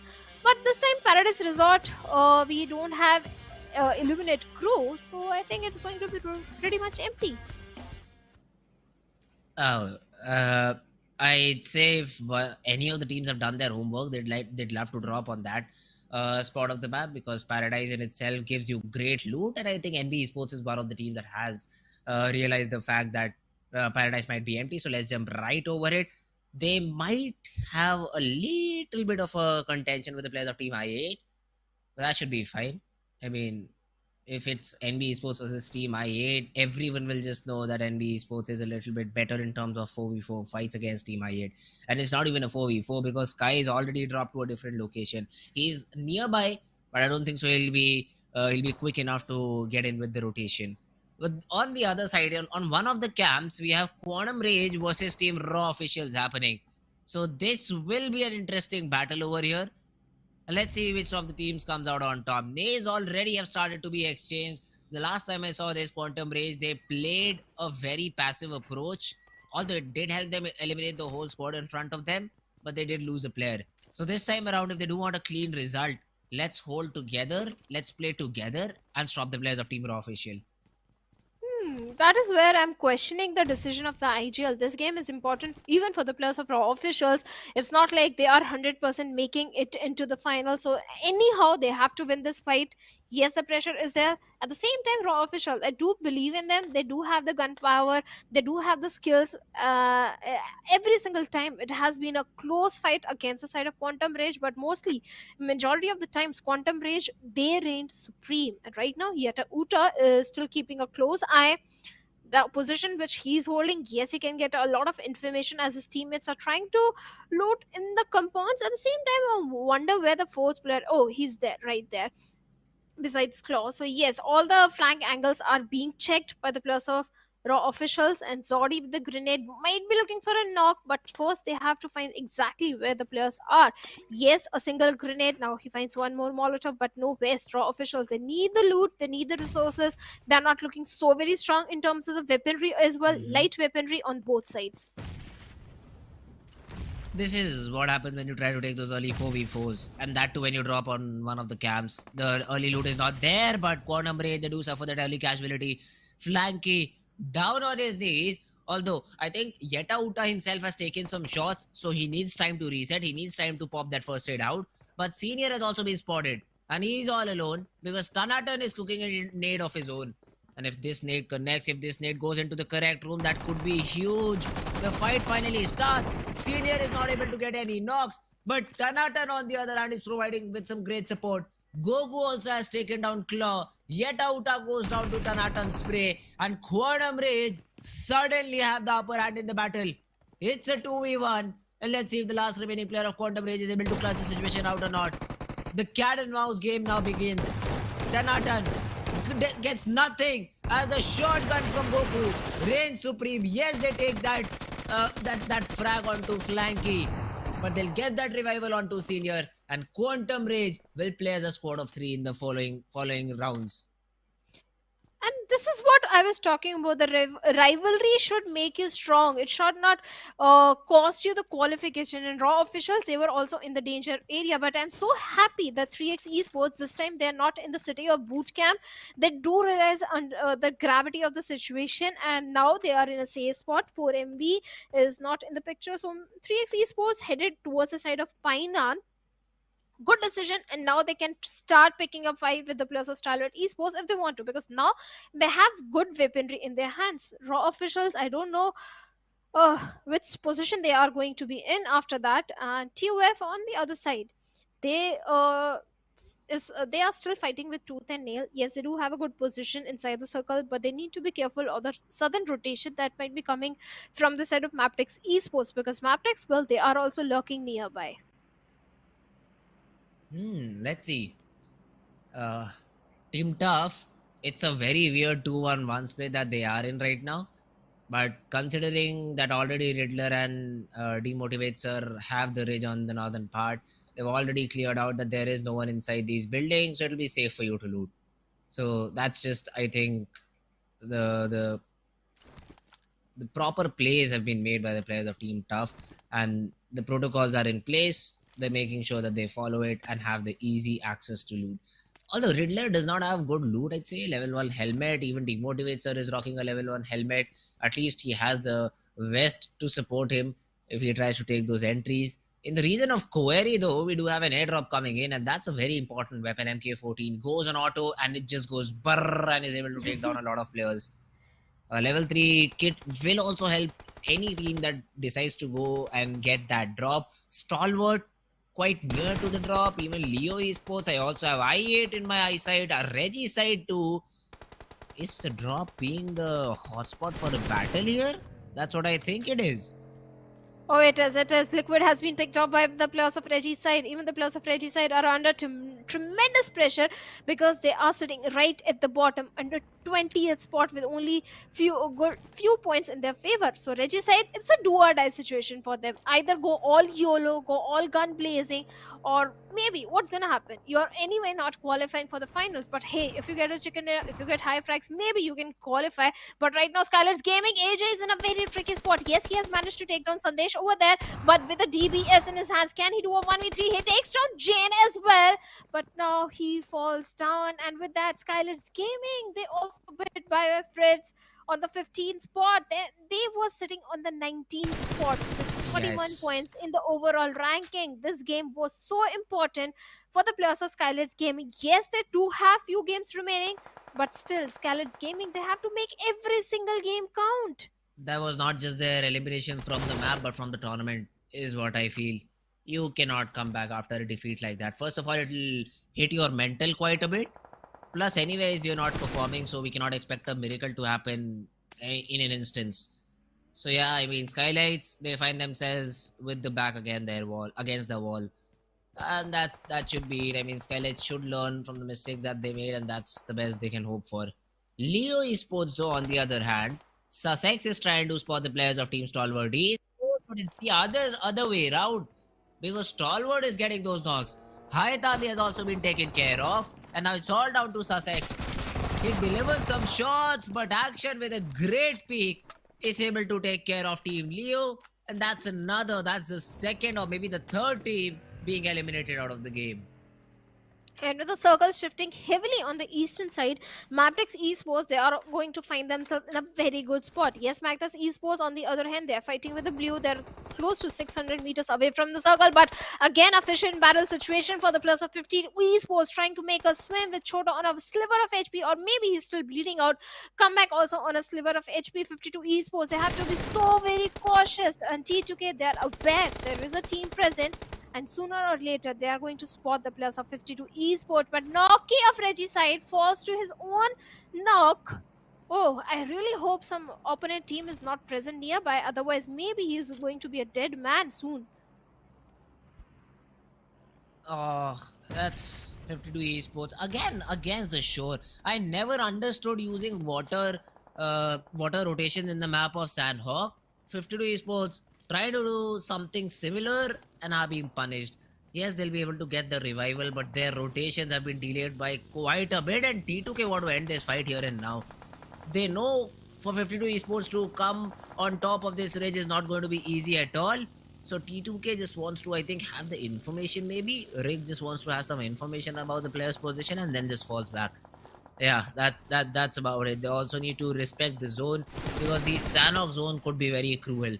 You'd say that the first three zones are relatively equally distributed around the map, but the fourth zone, the hard shift that comes in with the fourth zone, the circumference that reduces very drastically, and that has harmed a lot of teams more than it has benefited to any other.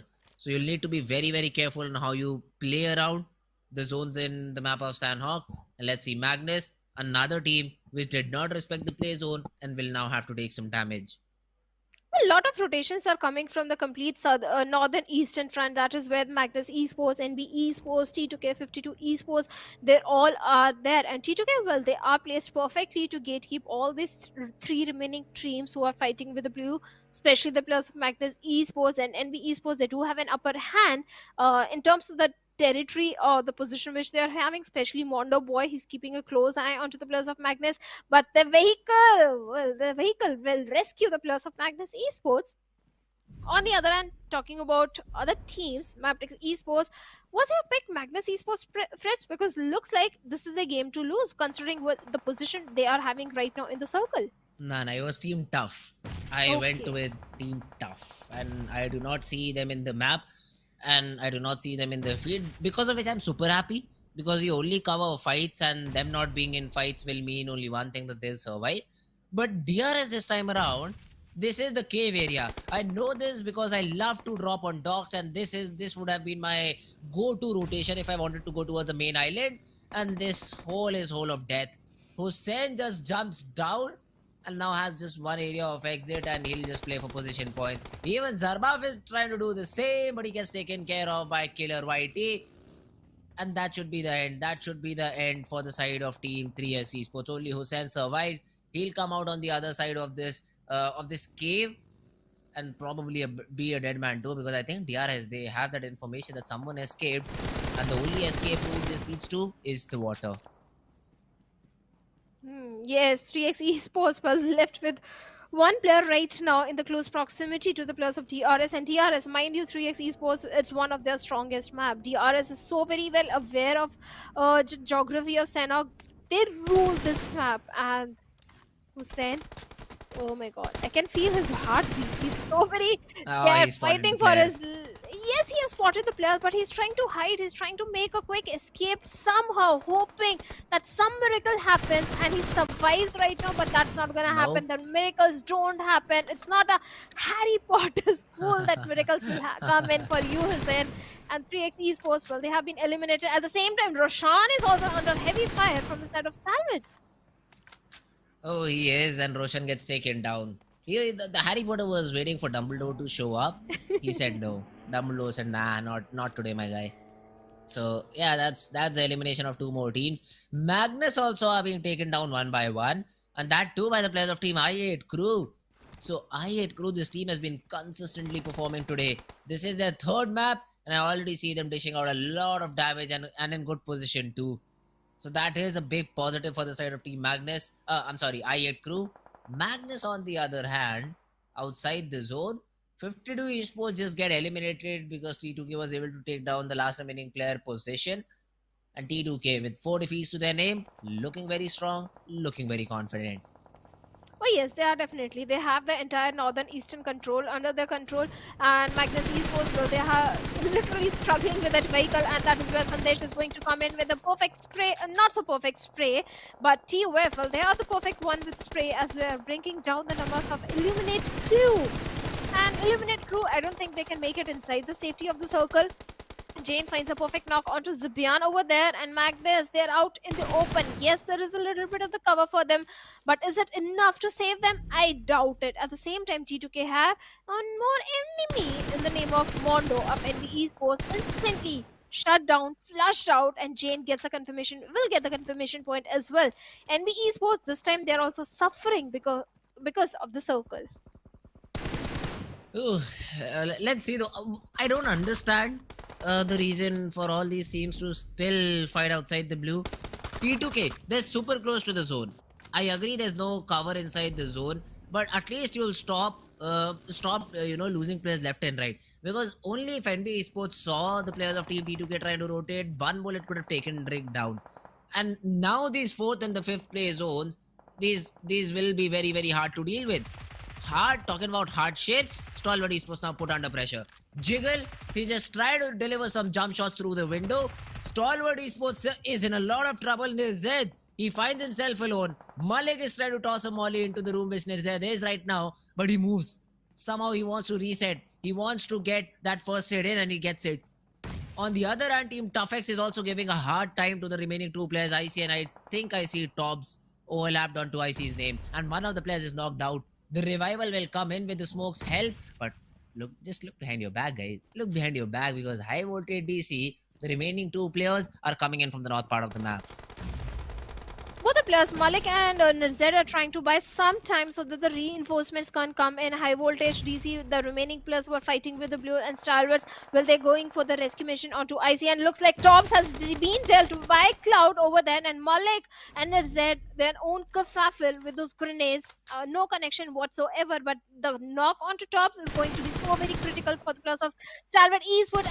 IC running out in the open like a headless chicken, and Cloud is going to capitalize, but he survives with a sliver of HP trying to help Nirzad. But first, Tobbs need to patch himself up, but there is no chance for saving Tobbs. And Nirzad this guy always saves the day for his team and gets a confirmation point onto Malik. You cannot give those individual duel to any of these players of Stalwart Esports. They'll always deliver and even get Tobbs back into action. In terms of frags, Stalwart's on top. In terms of support, Stalwart's on top. In terms of individual supremacy, Stalwart's on top. Let's see if they're able to close the game in the same fashion or not. MABETEX Baron is able to take down T2K Jane, Suyog and Rig too far away to facilitate the revival. Until and unless they decide to go in for the rotation, T2K is just doomed. 3 of the players are down now. It's only Rig who survives. It's Rig who has been spotted down and taken care of too. Team Tough, the prediction seems to be going heavenly right now for me. Oh, certainly. You are being the lucky charm for so many teams, and even the players of TUF. They've got 8 defeat points, and at this point, TUF, they need that motivation. They need that extra luck factor as well in their favor, and 8 defeat points, they are definitely making it into the finals if they keep up the same consistency in the remaining game as well. And even the position, Fritz, they have a very good control on the northern periphery of the circle. So yes, this can again be a double chicken dinner for the players of TUF as long as they are a little bit careful about the players of MABETEX and Stalwarts, because MABETEX, they have been the silent ones up until now. Hey, even Stalwarts, the gods with them, I feel like, because from a very difficult situation, they were able to make it out alive. And Nirzad, once again, you cannot give this guy an individual duel. He'll just destroy you.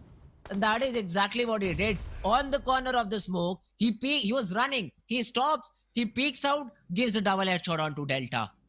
Oh my god, these guys from Stalwart Esports, they get the time to cross too.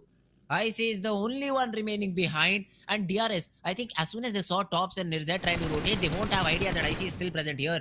Nirzad is also trying to pamper the players of team DRS.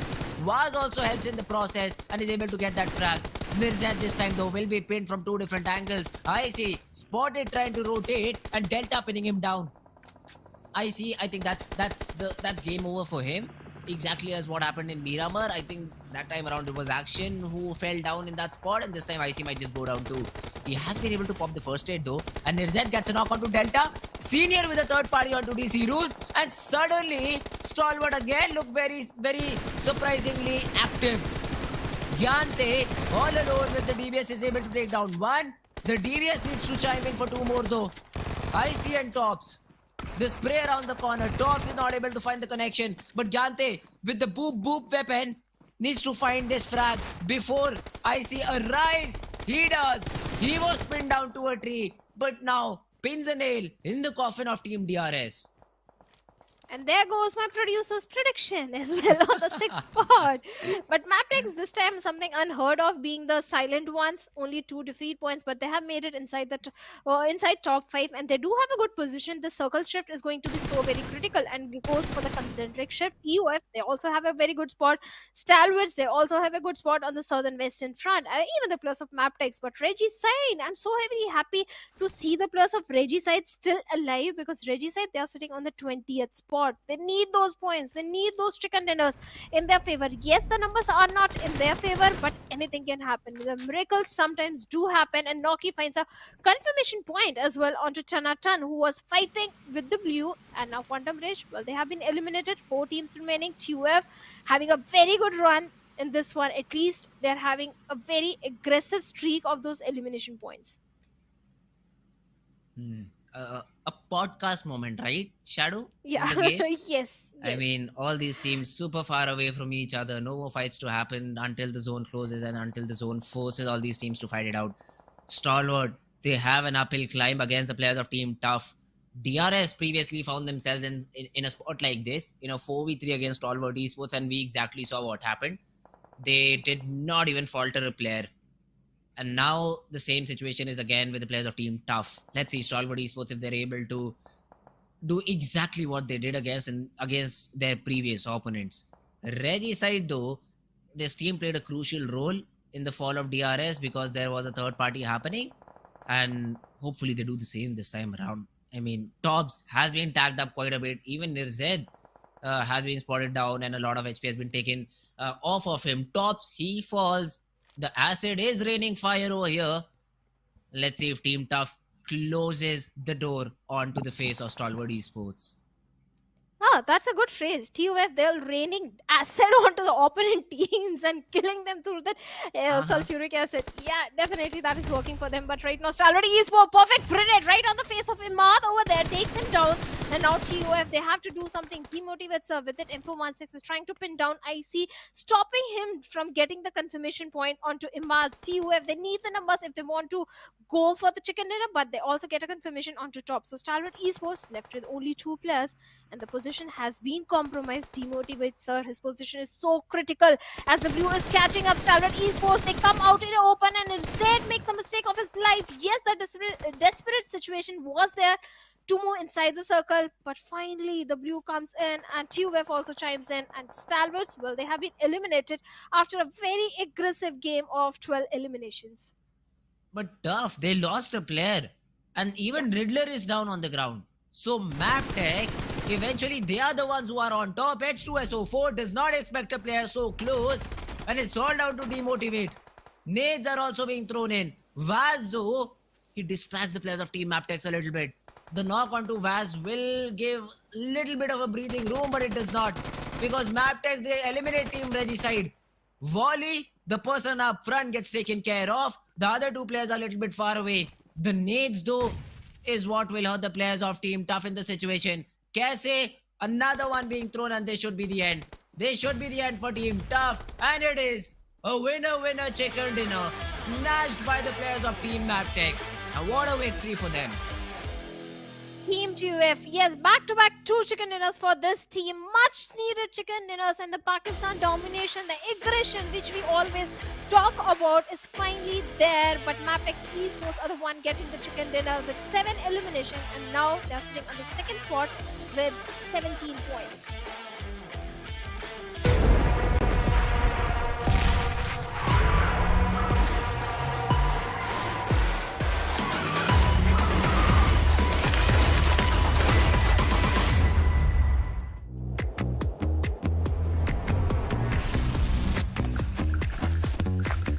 सब कुछ मेरे हाथ में है कोई ये supply इस तरह मुझसे छीन कर तो दिखाए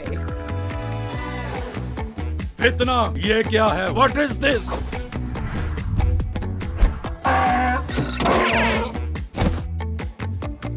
इस बार मैं नहीं हारूंगी हाँ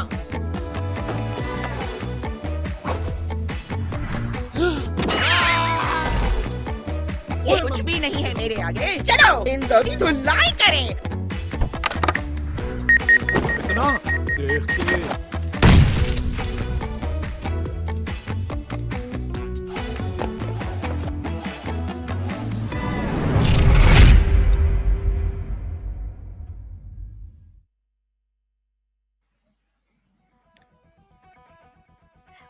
race for the top 16 is definitely there. At the same time, Yep. the race for the top spot is also there, where MABETEX Esports have managed to come on the second spot, but still the point difference is way too much, because this game against Stalwart Esports, they got too many elimination points. So MABETEX, they are sitting on the second spot, but TUF, well, they were raining death and destruction in this one, Fritz.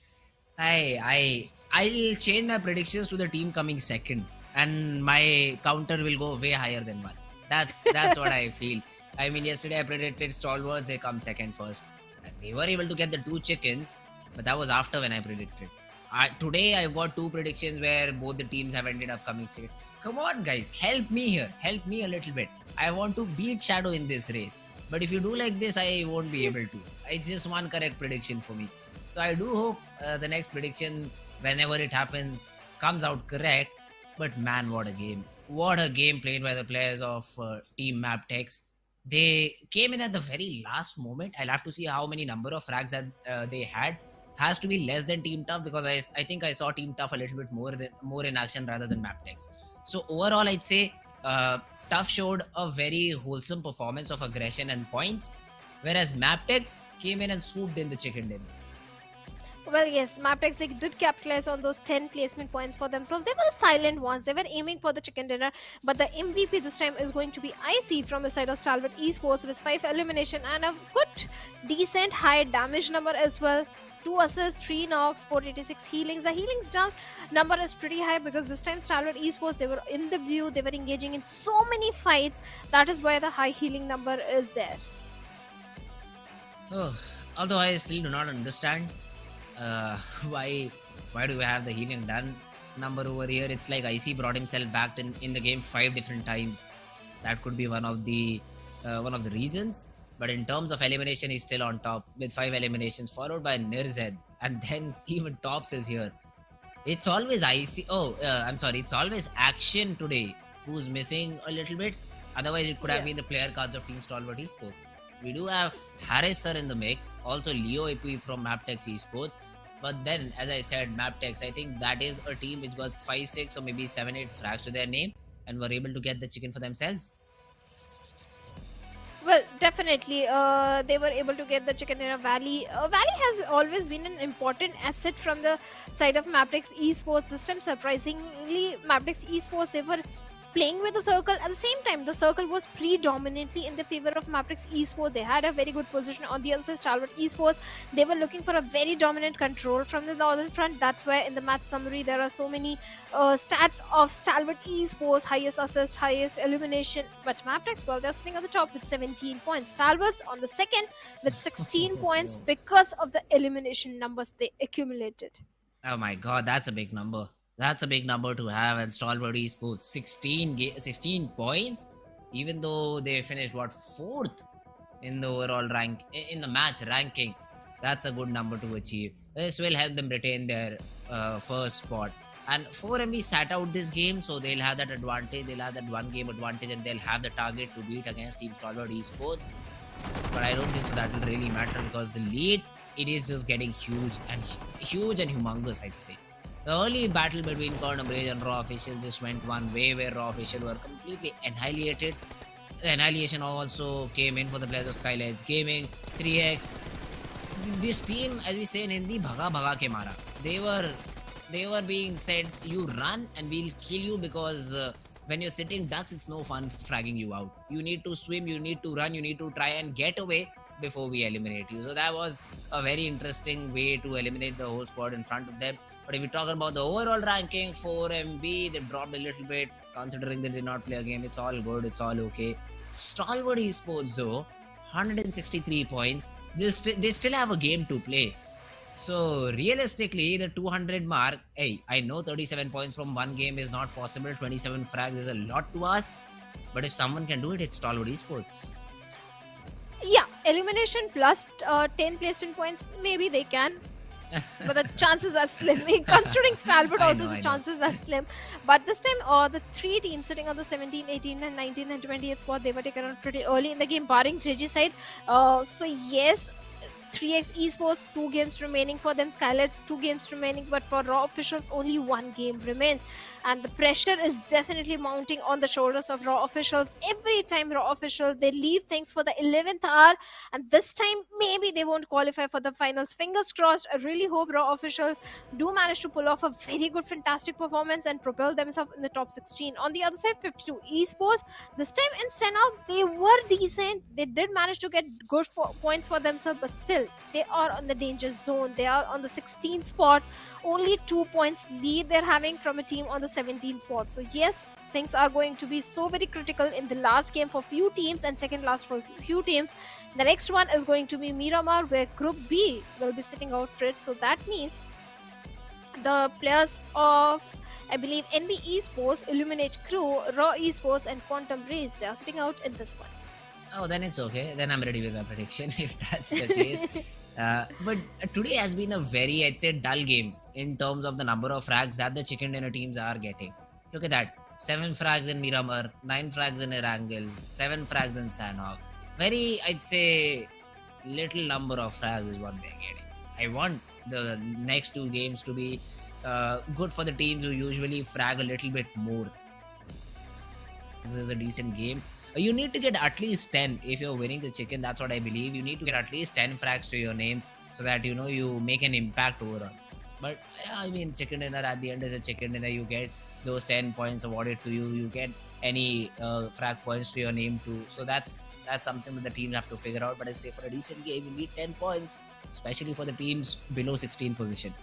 But now is the time when we predict which of these teams, for me, which of the teams is going to come second, for Shadow, which of the teams is going to be eliminated. So let's start our journey, Shadow. Let's see who do you think is going to get eliminated. I mean, it's a prediction for chicken dinner, but we all know what Shadow does. She goes in for the one to be eliminated early. Also, Shadow, who do you think is going to win this one out? I'm not going to jinx. I'll again ask my producer to pick a team because hey, this game is so critical for teams. His I don't predictions want are to mess even up bad. any. Yeah, I agree. I agree. So I'll ask him to predict a team. Still, all right. So we'll see what Echo has in mind for Shadow. But as I said, I was ready. Stalwart Esports, eyes closed, no problem. I think Erangel is their bread and butter map. It should be a Stalwart Esports game until and unless the zone favors them. Somehow, if Stalwart have the zone in their favor, they tend to perform a little bit worse than their normal games. Once the zone is not with them, they're like they turn on their godly performance mode on. So I hope we do not see a military base circle, and then Stalwart Esports should be fine. They should be the ones coming out on top, and Echo also thinks the same. So now I think my prediction might just go wrong, but hey, let's see if that happens or not. The map of Erangel is what is coming up next. Oh, sorry. I think Miramar. Stalwart Esports are going to be pretty fine this time because yeah, little bit of the jinx factor is there. At the same time, they do have the luck factor of yours as well. So Stalwart Esports are going to fare off really well because considering they do have a very good momentum and a good buffer as well. I don't know about chicken dinner, but yes, Stalwart Esports, they are definitely going to have a very high fragging game for themselves. I love how you just said no to Echo Boy's prediction, but in a diplomatic way. Great job. Great job, Shadow. But yeah, I mean, it is going to be very interesting to see which of the teams is going to come out on top in the next upcoming match. It will be, again, we'll say it is important for the team 16 to 20th to perform a bit better. But they are in the 16th and 20th spot because they are not performing good, because they've been performing terribly for the past 3 days. They'll need to step up though, and some of the teams have done it. I mean, Reggie side, we did see them jumping up 3 spots. Even Team Tough, they started the day on a very negative note, I'd say. They were on the verge of getting disqualified. They bag a chicken and they come second in the map of Sanhok. So these 2 very good games, I'd say, have led to Team Tough getting out of that slump and moving into the qualification teams. Let's see if any other team follows up in the same way and is able to get themselves back into top 16 or the race for grand final is what we'll say now. 2 games are only left now to see which of the top 16 teams are going to qualify. Some of the teams, I think we already know, SKYLIGHTZ might not qualify. Just 1 game left. Getting in top 16, not an easy job to do. Let's see if they do have a say in this game or not. Let's see if they can. But I want to say a fun fact. You know, Echo Boy, a producer, has been jinxing more number of teams than me. In the SA finals, every game he was predicting 4 MV. And we all know what happened with the 4MB in the SA finals. They were in the top in the league place, and suddenly they were nowhere to be seen. So he's the one to be blamed, Uh-huh. not me. Okay, okay. I mean, that's just putting the blame on some other person. But all right, it's okay. It is a part and parcel thing that happens over here. But talking about the plane path, now this is what I like about Miramar. You give such a weird plane path that all of these teams, all of these players are in awe. What to do now? It's a very eastern plane path. Majority of the cities are out of your reach. Reaching Pecado will take a lot of time. Reaching Power Grid, San Martin, Hacienda. Oof, it's a nightmare for all these teams. For teams that usually dropped in Puerto Pariso and Impala, a great plane path. Even Campo Militar is reachable, and Campo Militar, believe me, has some decent loot present in the city. Plus, it's super easy to loot that city. No long buildings, no big buildings. I mean, there are a few, but still, you can loot that area very, very quickly. So I won't be surprised if we see some teams heading towards that direction. Tierra Bronca is also a city where you get basic loot, I'd say, level 2 helmet, level 2 S and a weapon to play with.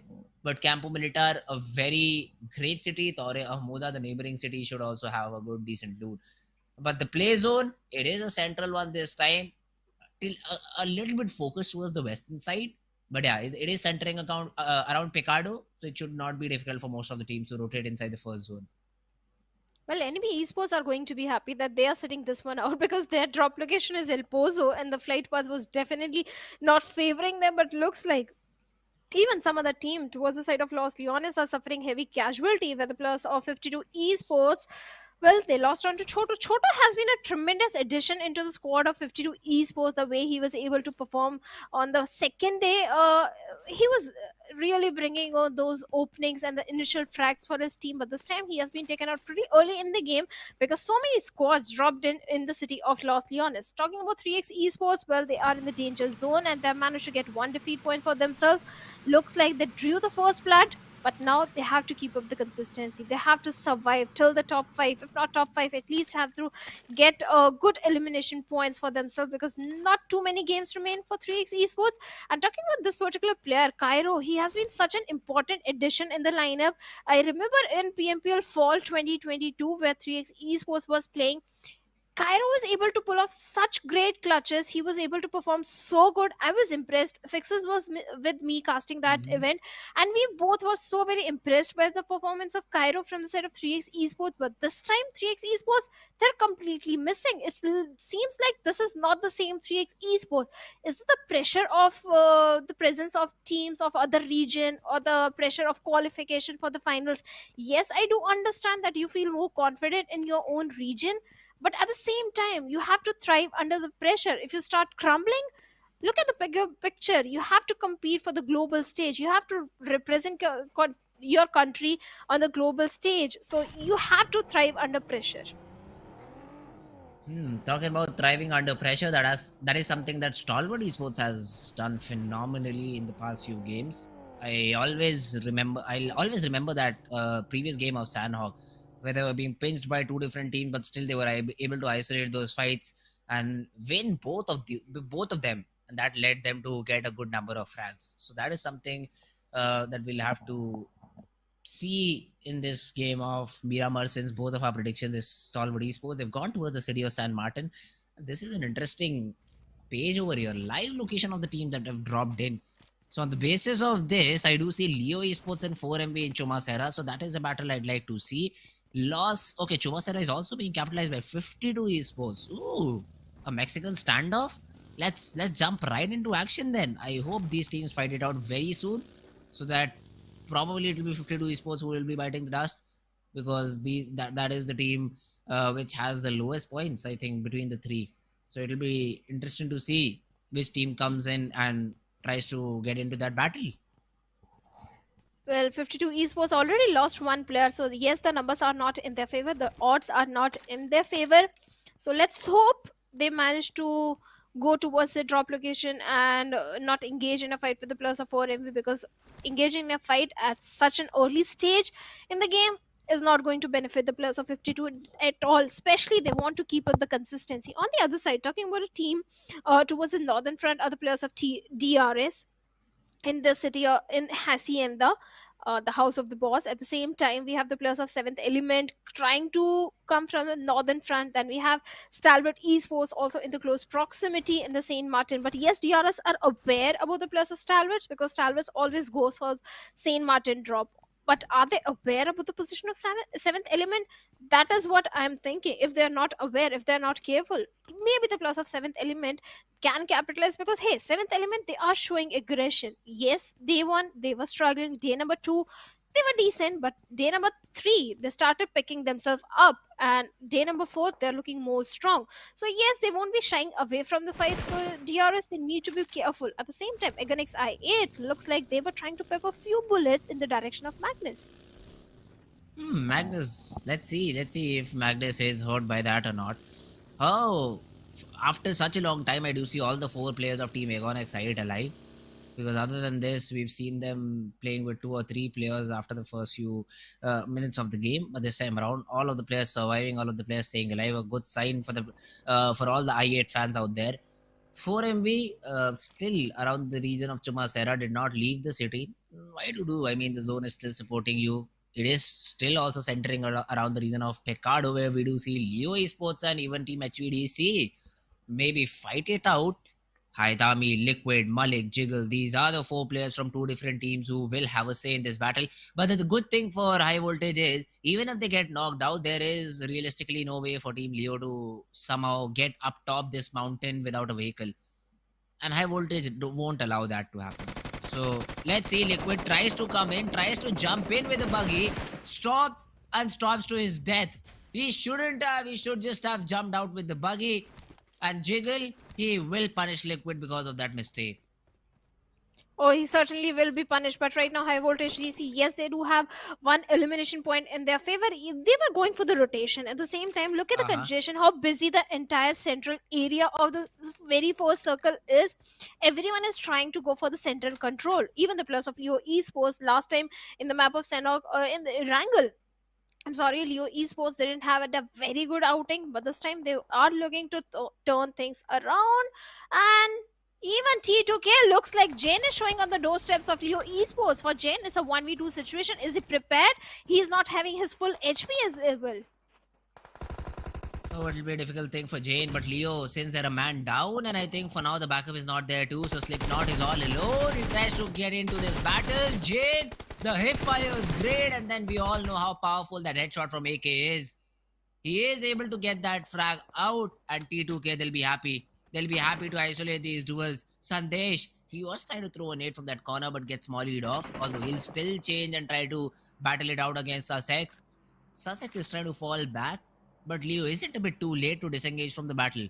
Highvoltage also want to get into that third party. Look at the bottom right part of the screen. They also want to chime in, maybe throw the third party shots off. He's calling Jiggle too, so both these players can just lay down and say 1, 2, 3 and then fire away together. But Sussex right now is the player we need to keep in mind. He is all alone and deep in territory line, and T2K, they're creating a smoke wall to close in the distance between the 2 players. Oh, definitely. Sus is in a lot of peril. Haidami, even if he tries, he won't be able to provide the necessary backup support that Sus needs in the situation. Yes, Haidami is doing the right thing, hiding over there, because a 2v4 situation against the players of T2K is not going to help Leo Esports right now. They have to survive, and they're fighting for the survival. And Sus is trying to buy some time, but these open concretes are never a good position to hold on to. The Molotovs are being flung over towards the side of Sus. He takes a jump. Can he take down one player from the backlines? He comes in, takes Sandesh with an M416. Can he bring more numbers down? And no, he won't be able to do so, because hey, it was a 1v3 situation, and with that, Sus has been dealt with and leaving Haidami all by himself. At the same time, look at the position of Seok. He knows exactly where Jiggle is, and Jiggle, well, he loses a little bit of the HP to Seok, but Stalwarts, well, look like T2K. They grab the attention of Stalwart Esports, and Tops takes down Seok.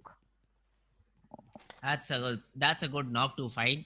And let's say T2K, even if they go for the rescue mission or not, because Stalwarts, they want to force the issue. They're very near to this compound of T2K.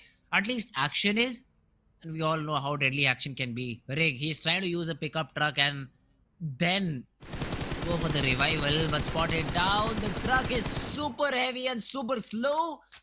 I'm surprised to see Action not getting that knock. But Action now spotted down, and 7th element, a 4th team in the battle, will deal harm to Stalwart Esports. Definitely, they will. There will too many third parties and fourth parties are happening, and 7th element. Well, they are keeping all the angles checked. Even the players of Stalwart Esports also need to do that same things. T2K, they need to be cautious, because look at that uphill angles. Beside them, any team can go and have a control, and these are the open concretes which the players of T2K are holding on to. They won't provide the necessary cover which the players need right now. Even the circle has shifted away from Stalwarts, and T2K looks like Stalwarts, they're already moving ahead inside the circle, and IC still keeping a close eye onto the players of T2K. At the same time, IHC can also come from the backlines, because right now they are somewhere towards the side of Saint Martin. So there is a chance of a third party again happening if the players of T2K waste a lot more time in this situation. Ooh, Stalwart Esports though, they went in for an unnecessary fight.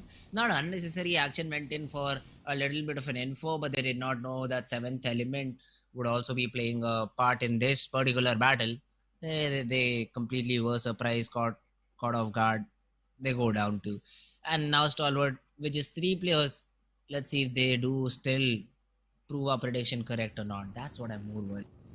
But hey, they still will be on the top. So that's something we can focus on for now. 7th element now in the crosshairs of top. He does have a mini 14 if he's able to put good use to it. But the call has been made. They want to respect the zone. They want to have a better position inside the zone, and have already started off with their rotation. Oh yes, they have. They have. Even on the western front line, we have the players of SKYLIGHTZ Gaming finally making it towards the periphery of the western circle. On the southern side, we have few teams present like TUF, 4MV, Regicide, even the players of Agenix I8. So there is a very high chance of a fight erupting on the southern end as well. On the northern front, yes, that is exactly where all the eyes are, and that is exactly where even the players of Stalwart Esports are. Yes, Stalwarts can capitalize by getting those elimination points, but Chicken Dinner, they need to have those numbers, but the numbers are falling down for the players of 3x Esports, as Zarbaf knocked on the wrong doors of Regicide, and well, he's not welcomed by the Garlets. He's rather welcomed by those Molotovs and those bullet shots. And Zarbaf loses his life. Regicide, they get 1 defeat points. On the other side, Magnus Esports, they are bringing down the numbers of T2K as well, where Sanhok has been eliminated. Oh, T2K also find themselves in a bit of a trouble. Magnus is the team which is dishing out damage, and even Sandesh goes down. Stalwart Esports though, on the other hand, now in a fight against the players of IHC, Zyul comes in, has been tagged up quite a bit, but the knock is yet not there. Nirzaz with a pre-fire around the corner also tosses a nade to make sure he buys a few more seconds for his team. But IC's nade will take Zyul down. IHC, it does not look good. Demo also blasts off the face of Earth, as Nirzaz's nade is perfect too. Alex and Godless, the 2 players make it just 1 because it's Alex surviving. Tops, he gets that frag, and even the final player falls. Nirzaz did go down in the action, but IHC, they won't see the sun as they've been eliminated. Well, IHC, they do buy the farm very early in the game at the 16th spot. And Stalwart Esports, well, they also lost onto Action, but 3 defeat points in their favor. Stalwart Esports, they are in a very busy area. If they head a little towards the west, they will find the players of SKYLIGHTZ Gaming. And if they manage to take down the spot which SKYLIGHTZ are having, this can be a good game for them. On the other side, Magnus Esports, they are in a pickle with the players of T2K. In fact, Jane is in a lot of peril. And Zen comes with the DPS, eliminates the last player from the side of T2K. Again, a bad game coming for the players of T2K. I don't know what happened. They started on a very good note by getting those chicken dinner for themselves on day number 2 in the very first game. After that, since day number 3, I think T2K, they're also under tremendous pressure. That's why they're not able to perform, or maybe they're trying to experiment few things and prepare themselves for the finals, because hey, at this stage only they can experiment few things, not in the grand finals. On the other side, DRS, look at the position, Fritz. One side Magnus, one side MABETEX Esports. This is not a good position for the players of DRS right now, especially Gyante. Oh, let's see. Gyante does do, I don't know, has an off angle, but Drawlin on the other hand gets taken care of. You don't get a DBS, you use the S12K, still it's a disgusting shotgun to do the job. I I do not love this. I do love shotguns in some other game, but not in PUBG Mobile. And Kyante uses one on a map which has very long side angles.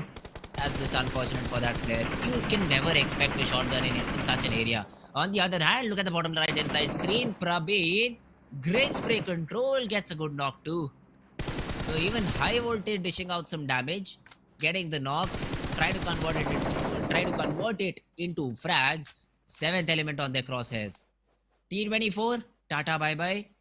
But the remaining 3 players, let's see what they can do now. Highvoltage and 7th element, they can still lock horns with each other because 7th element is way ahead from the players of Highvoltage inside the circle. On the other end, we have 3 teams. TWF, 3x Esports, and Regicide in close proximity to each other, and all these 3 teams are trying to have the southern control for themselves, and looks like the numbers are falling down for the players of, well, Leo Esports and Magnus as well. Magnus then has been taken down from the equation, and Zipian is so very close to the players of DRS. Rolls in a close frontal battle, and the UMP reigns supreme this time, and DRS, they have managed to entirely eliminate the players of Magnus Esports on the 13th spot. And DRS, well, they have got 3 defeat points for themselves. At the same time, they have managed to get the complete northeastern control of the circle under their control. 7th element and Highvoltage, like I was saying, they're in such close proximity. 7th element, they do have a good compound to their name. Yes, they do have the hard covers. On the other side, Highvoltage, they have to rely on those terrains, and they have to be a bit cautious because DRS are also in the close proximity. Now this is the 4th zone, so you really need to consider third parties. And Highvoltage, I think they're disrespecting that fact. Jiggle, he's all out. He just wants to go in and take this battle. Let's see if he gets gifted a frag over here, or do DRS realize this and see a person lying all alone in the grass and tries to take that frag. The smokes are blocking the vision for 7th element right now, so no information for 7th element how many players have creeped in. It is the whole squad of Team HVDC. The damage has been dealt onto Cloud, so no more light-headed Cloud. You need to respect it, you need to reset. Even Jiggle needs to get himself a first aid here. Praveen pushing in, forcing the issue, support from Malik, but they do not find the right compound. They do not find the right division of the warehouse because Tokusaurus and Divine on the other side. The shotgun comes in for Tokusaurus though, jumps inside the smoke, goes boom boom and is able to get one knock. Let's see if they're able to convert on the back of it. Toku, again with the S686, but is now burning because of the Molotov. That was a great molly. Tokusaurus though will be third party by 52 Esports. And that is the worst way to get into a battle. Tabby will, I think, try to throw some smokes and try to get that revival. Whereas Divine, all alone, but has been given a very tough job to hold this front line.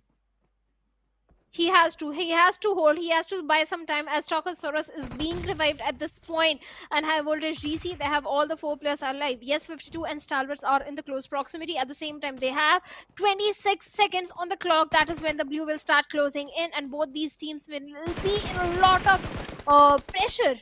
And Highvoltage DC, Cloud, with that Scar is trying to find some opening connection onto the plus of 7th element. 7th element, they have been pushed back to the other building. At the same time, Stalwart Esports, they also want a piece of cake in this fight.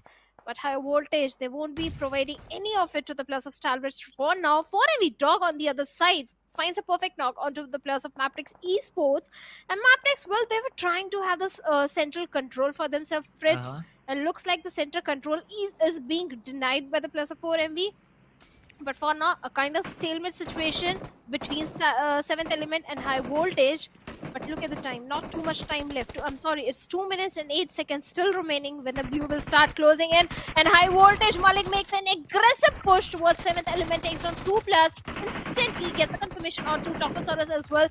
With only 1 player remaining, Highvoltage, 7th element is way too much to deal for Divine.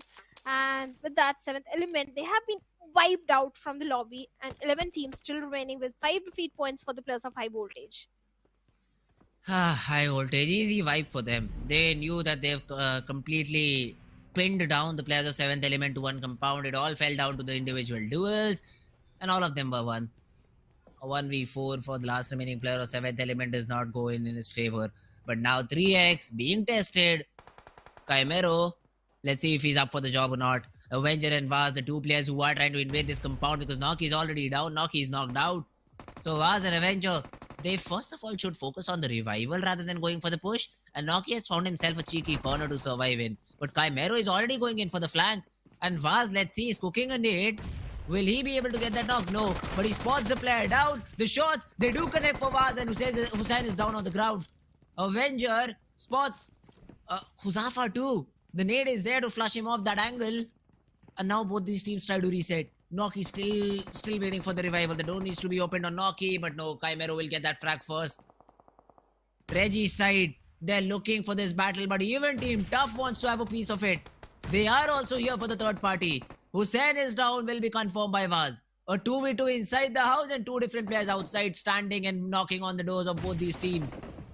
Huzafa, he gets naded out. H2SO4, great nade. And Chimero for 3x left all alone. Reggie said 3x Esports, they were sitting on the 17th and the 18th spot. This fight is so very crucial for both the teams. They have to survive, but Hassan gets a knock onto Cloud, and Nima gets a confirmation points through those grenades, through those explosives. The entirety of 3x Esports, well, they have been eliminated, and SKYLIGHTZ Gaming finally doing a perfect third or the fourth party. I don't know which party in this situation, but Reggie said they have to be careful. They were also making too much noise. TUF, well, they are in the safe spot in the overall standings, but for Reggie side, this game matters a lot. On the other side, Stalwart Esports trying to find the players of 52 Esports, and looks like even 52 Esports are not able to stand taller. Hassan is the only man standing, not for a very long time. And Stalwarts, well, their aggression, we know, their firepower, we know, and they have grabbed more elimination points for themselves. 9 teams remain, 30 players alive, and already the zone has started to shrink in. There is a big compound that still lies inside the zone, so that could be a place for all these teams to rotate towards. 108-meter run is what the side of Team HVDC have to make, I think. But okay, no, HVDC are already in battle with DRS, not for long because HVDC have been put to rest. Gyante with the final frag on to Jiggle, and that's about it. 4MV this time around against I8. Apex cooking a nade. Doc trying to support his teammate, and Reviews will also be in a little bit of a trouble. Let's see Apex if he's able to deliver anything from this spot. 4M, we have all of their 4 players surviving, so that's a very good thing for them. Doc trying to dodge all the nades being thrown at him, but from behind you also have the player of Team Tough. That is gonna be demotivate, sir. So you need to be careful if you're Team 4MV. Aegon X I8. This is the battle you need to take to get inside the zone. So let's see how does this battle pan out. Reviews has been taken care of by Aiku. The shotgun comes out. The DBS gets one, and the kill will be confirmed onto Ghost. Blade will be put in a 1v1 against the DBS. You do not have good odds. And Apex shuts him down too. 4MB, yes, they did lose a player and might just lose the second one too because Aiku still survives. He turns around, gives another knock onto the player of 4MV. MABETEX also joining into the battle, I think. They want to take some third-party shots. Reviews will be taken care of by IQ. And 4MV, they were in a good spot for no longer though because it's only 2 players I see on my screen. Well, with too many fights happening on the southern, and the teams on the northern part of the circle are going to be pretty comfortable for now. They have made it inside top 6. Stalwart Esports, DRS, even the plus of MABETEX Esports are feeling way too comfortable for now in this circle. But the next circle shift is going to be so very detrimental for all these teams. DRS 7 defeat points, a good game finally coming from the side of DRS, and let's hope if they can get a chicken dinner. But Stalwart Esports can be that ugly thorn if they go a little southwards. Then MABETEX Esports will welcome the players. On the other side, talking about TUF, not a good position they are in. Yes, the little bit of the dips are there, but one side MABETEX on the uphill, on the side we have the players of SKYLIGHTZ Gaming. So yeah, TUF not in a good position right now. At the same time, Baron spots one player, H2SO4 over there, instantly shuts him down, and looks like this is going to be a flush for the players of TUF. MABETEX Esports not going to stop. Every time MABETEX Esports, this time they are eyeing for that chicken dinner. They're not engaging in too many fight spreads. This is showcasing that yes, MABETEX Esports is eyeing for the top spot in the overall standings, but Stalwart Esports are still in the picture, and Stalwarts, they are accumulating the elimination points as well. Ooh. The 3 players, they do still survive, but the zone is going to be a matter of concern for them. And DRS, as soon as IC starts to rotate, they show their face and are able to get that knock onto IC. There has to be a revival here because their Z has a smoke in his hand and is about to deploy it, or maybe it's not even needed because they have some cover. Okay, it gets thrown anyway. So the smoke will pop, the revival will be there. Still, I do fear for them. I mean, the zone is something which is a little bit far away, and even 20 to 30 meters makes a lot of difference. And on their back tails is going to be SKYLIGHTZ Gaming trying to take them down from behind. At least they've got 6 frags and are in top 6, so they won't be very disturbed if they're eliminated here in the game. But let's see what Team Stalwart has to show us. 2 of their players are already, I think, inside, and now are battling against a team. Tops, he is trying to find a weapon for him because I think his UMP just has 30 to 40 ammo left, and that is what he does not want in this particular half. But MABETEX having a good area, but are now being challenged by 2 different teams. The first one is going to be the side of, I think, DRS. Stalwart Esports, though, they also get a knock from very far away. Okay, no, it's not DRS, it's 4MV. But MABETEX, since they've lost a player, now have lost the edge in this battle. 4MV breaching into the compounds of MABETEX Esports, and can MABETEX defend the compound? If they can definitely go for a little higher position, but Leo has been taken down by Apex with a DBS right on his face, and now MABETEX Esports with only 2 players remaining. Valley is still down on his knees. Let's see if they can go for the exclamation, but right now Baron is busy taking down Riddler of TUF, and finally flushes him out. Will get the instant confirmation point as well. Those cheeky angles, and TUF, they had no idea about MABETEX having that perfect line of sight onto their players. On the other side, emotive itself will be dealt by AJ of SKYLIGHTZ Gaming, and too many third parties are happening where the players of Stalwart Esports are also chiming in and bringing down the numbers of SKYLIGHTZ Gaming, where AJ is left all by himself, hiding behind those vehicles. Sooner or later will be put to an end. And AJ, how is he still surviving the barrage of those throwables, the molotovs, the grenades that came from the side of Stalwart Esports? Still he's surviving and breathing, and Stalwart Esports, they need to be a bit cautious of his position. At the same time, TUF, the last player, still hiding, and Nized with a perfect grenade right on the face of AJ, and SKYLIGHTZ, after getting 4 elimination, bids bye-bye from the lobby. 5 teams, 13 players still remaining. And Stalwarts, they're a hungry bunch of lads for this elimination points. Oh, they are. But they're being pinned down right now by DRS, who themselves have to move inside the zone. So Stalwart will have a hard time dealing with the squad of DRS. 4MV though finally pushing for the players of Team MABETEX. And Kese taken down, but the counter nade is good, and then the volley to finish the player off too, I think. Doc will even survive. It's not about the survival right now, because even Apex gets taken down. The M249, it reigns supreme in one fight, but then the trade is there. Down to a 1v1. East versus Baron. Baron does not have a lot of HP left, and Stalwart come in with a third party. This could be huge for Stalwart Esports, but Baron gets taken down. East, the last one standing from behind, though. Tough H2SO4. Oh, he's just surviving. He's just surviving. Tops takes down Gyante. DRS also under a little bit of a pressure, but H2SO4, he wants to be the snake here. He wants to be the final person who, when he gets a frag, he gets it for the chicken. Tops, he does not even know that there is someone behind him. Stalwart, they need to check their backs at least once. And Tops, as soon as he does it, I think Tough will shoot at them. But DRS is a team to take care of for Stalwart Esports. I see Nirzed, all these players are still surviving. I see finally Sports H2SO4. And my heart rate went up a little bit. But now finally I think Stalwart might get our predictions correct here, Shadow. Oh yes, definitely Stalwarts can get this one in their pockets again, but DRS, well, Rules is ready with a grenade, and they know from where exactly the players of Stalwart Esports are coming in, and Rules is having the perfect line of sight as well onto Tops, especially Tops give a little bit of the glimpse, and Rules with an M416 instantly flush him out. Now Icy is way too far away to go for the rescue mission. At the same time, a desperate fall back coming in, and Icy loses a lot of HP. He needs to patch himself up. At the same time, his position has been compromised. Rolls instantly shuts Icy over there, and Tops is the only man standing as Nirzed has been dealt by Killer YT. Even Rolls and Killer YT were on a very low HP. Tops the only man standing, and Rolls with a UAV 45 is already charging towards him, Fritz. And Rolls getting the confirmation point as well onto Stalwart Esports. Nirzed and a close frontal battle. DRS, finally, they get a chicken dinner for themselves. They were waiting for it, they were eyeing for it, the perfect rotations were there, and finally the 10 placement points are in the pockets of DRS. Stalwart Esports, the moment IC's position was given away, the moment action was taken away, oh, it was entirely DRS game, and 21 points in the overall ranking, they are sitting on the 5th spot.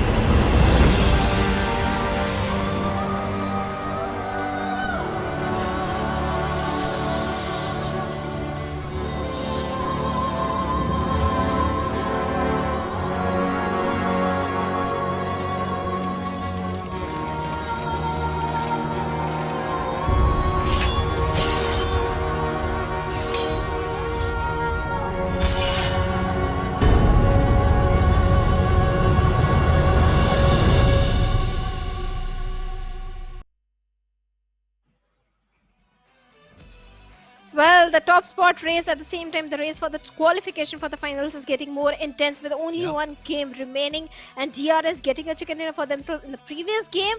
Well, it looked like it is going to be the game for Stalwarts. Oh, it was looking like that. I mean, see, to be honest, I was just through the game. That's what I'll say right on the face of it, because a 3v2 you never lose when you have the numbers advantage. Yeah. But they were just too eager to finish the fight super quickly. Some unnecessary peaks coming here and there, and DRS is a good team, man. They won't like it's not like it is a team which is very passive or won't disrespect you for bad plays that you make. They do exactly that. They punish you for the bad plays you make. And Stalwart Esports, I mean, they're just continuing what we said. That is a team which gets predicted by us. Finish second. They just could not get the chicken right. They just finish second over here, and DRS, they come out on top. Good performance by DRS. Now that is a mid-table team who were looking for their chicken, because they were performing consistently. They were getting number of points on the board, but the only thing that was missing from the whole tournament was a chicken. They finally get it. Even in the player camp, they were so happy about it. So that's great for Team DRS. And Tops being the MVP, a great game from the side of Team Stalwart Esports. Nonetheless. Oh, well, definitely Tops is the MVP. Fantastic game coming from this side. At the same time, the position of Rolls was so pivotal in that final fight. The players of Stalwarts had no idea where exactly Rolls is, and he was able to bring down the numbers first by taking down Tops, then by taking down IC over there. IC's position was also compromised. So yes, few mistakes were made from the side of Stalwarts Esports. Otherwise, this could have been the gameplay. At the same time, the 1000 IQ from the side of Rolls by having those precise accuracy on the shots. So you say yes, DRS, they well deserved the chicken dinner for themselves. But the match summary, it is entirely about Stalwart Esports, where Tops is having the highest damage, but the assist and elimination goes for the players of DRS. You look at Nirzed, 1052 damage, 1200 damage for Tops. So Stalwart Esports, even being reduced to just 3 players, were able to deal a lot of damage out to their opponents. It is Team DRS who come out on top. Thank God they got 11 frags, or at least they get a 20 plus point game. That's what I'd like to see. But Stalwart, not far behind, just 3 points shy of the first position. 18 overall points, because the number of eliminations was 12. 4MV also in the list with 10 points to their name. ToughX, they did end up in the 3rd spot, but because of the eliminations, they have been brought back down a little bit, I'd say. But Team Tough has showed up today, and it will really help them to qualify for the top 16 teams. Even the players of SKYLIGHTZ Gaming did try and fight with their tooth and nail by getting those elimination points and trying to survive, but in the end they were also taken down pretty early in the game. Yes, this was a decent performance from their side, but I think it's way too late to get those average numbers in their pocket. SKYLIGHTZ Gaming, they were sitting in the bottom, they were in the danger area, so I don't know if they will qualify for the grand finals or not. But on the other side, Highvoltage DC, well, they were again the aggressive bunch of lads, the way they rushed onto the compounds of MABETEX Esports as well. So yes, good gameplay is coming from their side as well. But MABETEX, well, they were able to defend those compounds for a very long time. Oh yes, I mean, MABETEX did control that compound for a very long period of time, but it did not go as they expected. I mean, they wanted a chicken, it did not went that way, but yeah, that's about it for Team Stalwart Esports. They end their journey of group stages on 181 points, 16 matches already played, so they'll be sitting out the final game of the day. MABETEX, I mean, come on, let's be realistic. It's not possible for them to come anywhere near to the players of Team Stalwart Esports. The best they can do is try to retain their second spot, because 4MB also have a game to play and they're just 5 points away from getting that second spot. Agreed. 45 points deficit from the top spot. There is no chance that in a single game MABETEX Esports can hope to get 45 points for themselves. But yes, 4MB, they can definitely try and topple over MABETEX, so they can try to retain their spot. On the other side, teams in the bottom, they still have one more game left. And SKYLIGHTZ Gaming, they have made a jump of one position, but still, look at the point difference. It's not so high. Only 2-point difference between the players of Regicide and SKYLIGHTZ Gaming. So anything can happen. Any team can be toppled over. Even for the players of Raw Officials, they still have a hope to qualify for the finals. 7th Element and Regicide still in the danger area. But Magnus, I think I'll take the liberty to say they are safe. They are qualifying. Magnus should, yes. I mean, unless every team starting from 7th Element to Raw Officials end up being in the top 6-7. If that does not happen, Magnus just qualifies. That's not a problem for Team Magnus Esports. And this will be the final game of the day though, Shadow. None of these teams have been able to replicate what they did in one of these maps. Quantum Rage get the first chicken, Tough follow them out, MABETEX gets the third, and the fourth has been taken away or powered by DRS Gaming. Final game of the day, map of Erangel, Group A sitting out, no Stalwart, no Tough. Now these are the two top consistently performing teams for the day, but they won't play here. So the other teams need to step up. 4MB, MABETEX, let's see what they have in the back for us. Let's see what they have. Even for the players of TUF, this was not an easy climb because they were in the danger area yesterday and today. The way they were climbing from the very second game, in the second game, first Erangel, they got the chicken dinner for themselves. After that, they were performing consistently. So the climb was not easy. It came on the last day, but finally they're qualifying for the grand finals. On the other side, a few of the teams still in the danger area. And now is the time for the dreaded question also, Fritz.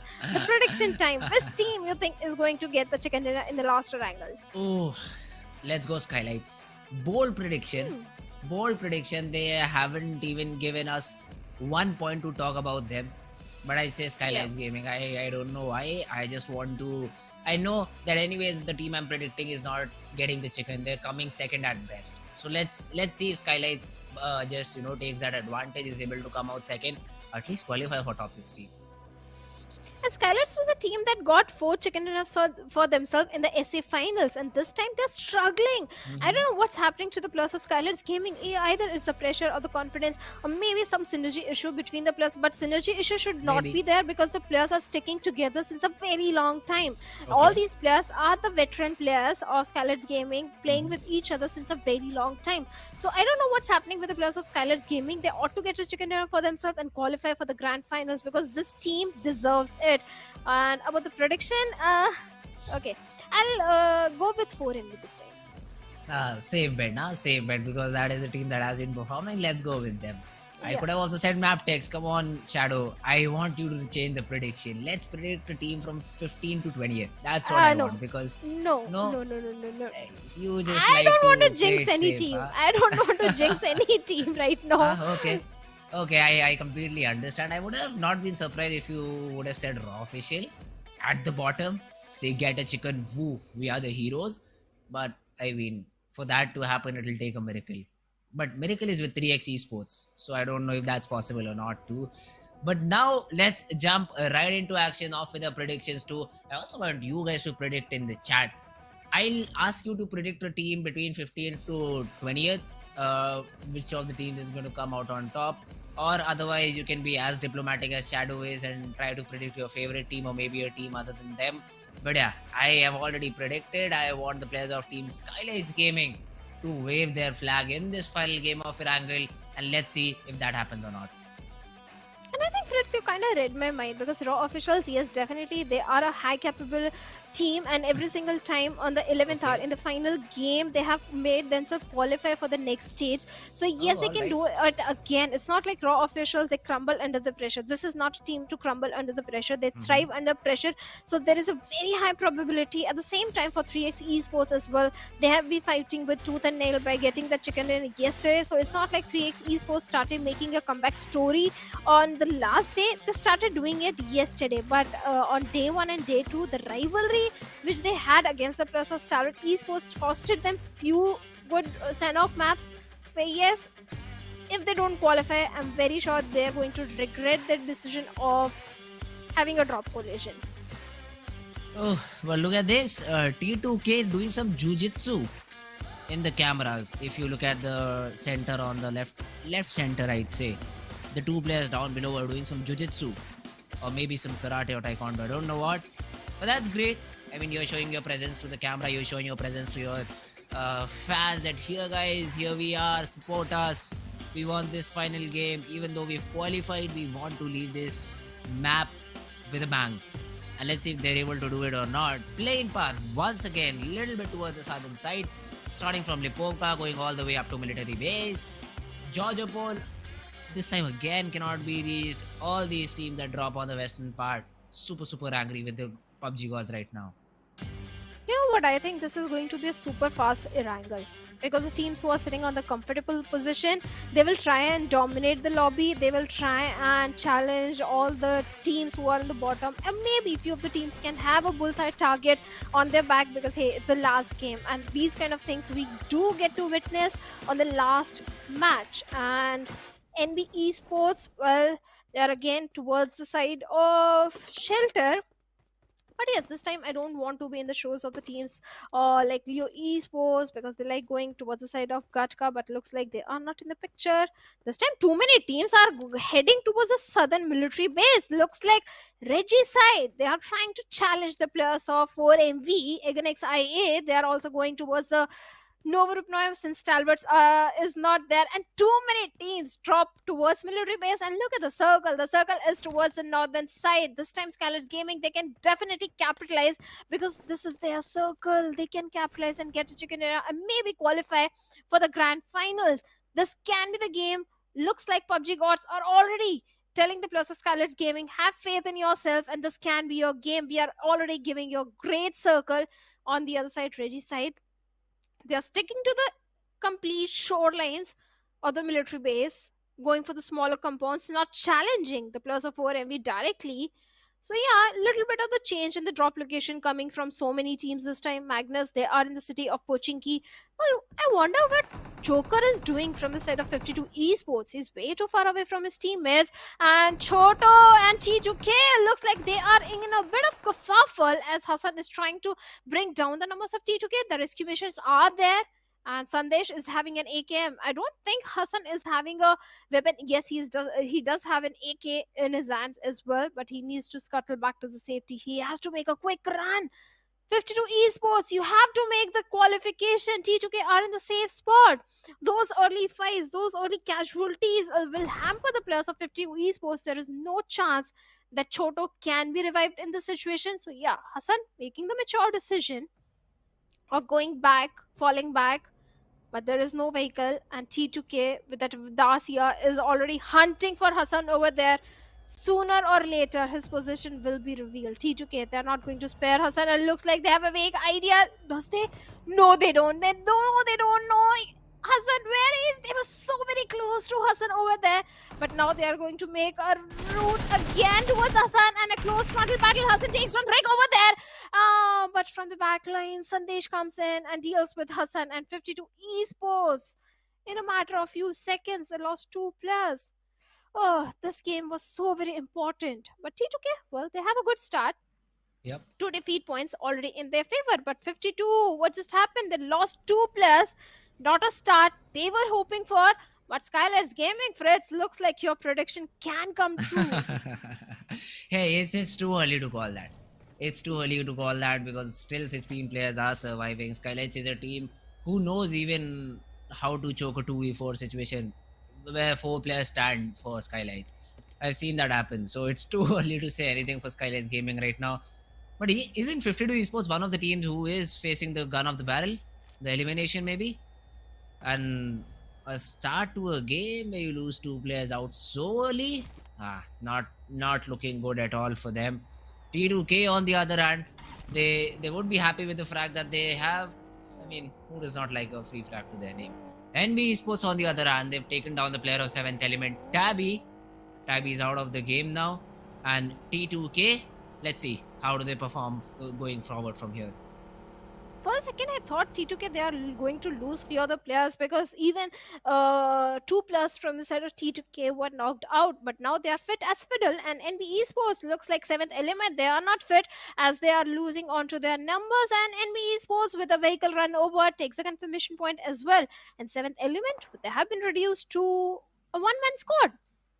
Let's see for how long they survive. Magnus Esports, Pochinki has always been the home ground for the players of Magnus Esports. But yes, Magnus, they are qualifying for the grand finals. But I really hope Magnus do come prepared for the finals because this team deserves to be in the top 5. And I'm not able to see the aggression which was the last time in the PMPL Pakistan from Magnus Esports. Let's hope this time they bring it. But for MV and Reggie side, looks like the drop change from the side of Reggie side is not favoring them. Oh, not at all. 4MV. They should have been subjected to a bridge camp over here, but the protocols from 4MV are just way too good for Regicide to deal with. And the thing that they were trying to do, Regicide, they were not prepared for it, and 4MV are happy to feast on the free players of Regicide. They just come in, gobble up the players, will bob them out too. But yeah, the 2 frags, they do go the way of 4MV. And they'll be happy, 4MV. They'll be happy with these frags because this is not only minimizing the distance between MABETEX and 4MV, also giving them the early confidence that any team in a game needs. If you're able to get early frags, that is exactly what helps you to convert the momentum into a big game. Quantum Rage, on the other hand, early rotations from their side too. They're also trying to maybe test their luck, go against the players of Team MABETEX, alright. They're barging in, not just going, they're just barging into the players of Team MABETEX. Kese taking some shots, is able to deal some damage onto Tantanatan, but the knock is yet to be found. Well, the confirmation will be made sooner or later if the revival is not there on time or in time. MABETEX Esports, yes, they have been the silent ones up until now, but now they are looking for the aggression, and already they are in the city of Kameshki. So that means they are playing with a circle. They do have a good position to hold on to. Quantum Rage were also having the same mind to go for the early rotation. Now look at the position of Goku. If his position is not given away, I think he can do a lot of damage towards the side of MABETEX Esports because he's already guarding the flank angle.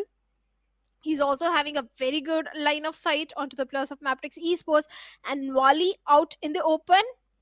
Goku can do a lot in this situation, and Tanatan, along with his teammate Halsey, is trying to regroup with Goku. In MABETEX Esports, they're literally surrounded from 2 different directions. Oh, let's see MABETEX. How do they get out of this situation? Kameshki, who would have expected this to be a fighting place? Nobody. But this is only possible because of the play zone. Now Leo, although not just Leo, most of the players of MABETEX are very hopeful with this compound. I think they're comfortable, and Wally from behind is just trying to toss some nades onto the players of Team Quantum Rage. He thinks that there is someone on the broken wall trying to flush him out with the nades, but there is literally no one. But this is what we know. So MABETEX using every bit of utility to just clear out what they think, and that should be about it. Wally though has 5 smokes available to him too, so if he wants, he can be the sneaky person behind their backs of Team Quantum Rage and try to make an opening for their team. And now Halsey is in the crosshairs. He is in the crosshairs of Wally, and Wally just needs to get to this track, and that will be the first knock. But did Halsey spot Wally over here? No, he did not. Okay, I for a second thought that Halsey spotted the player. Okay, he has. Never mind. I thought he did not, but he has already spotted down Wally.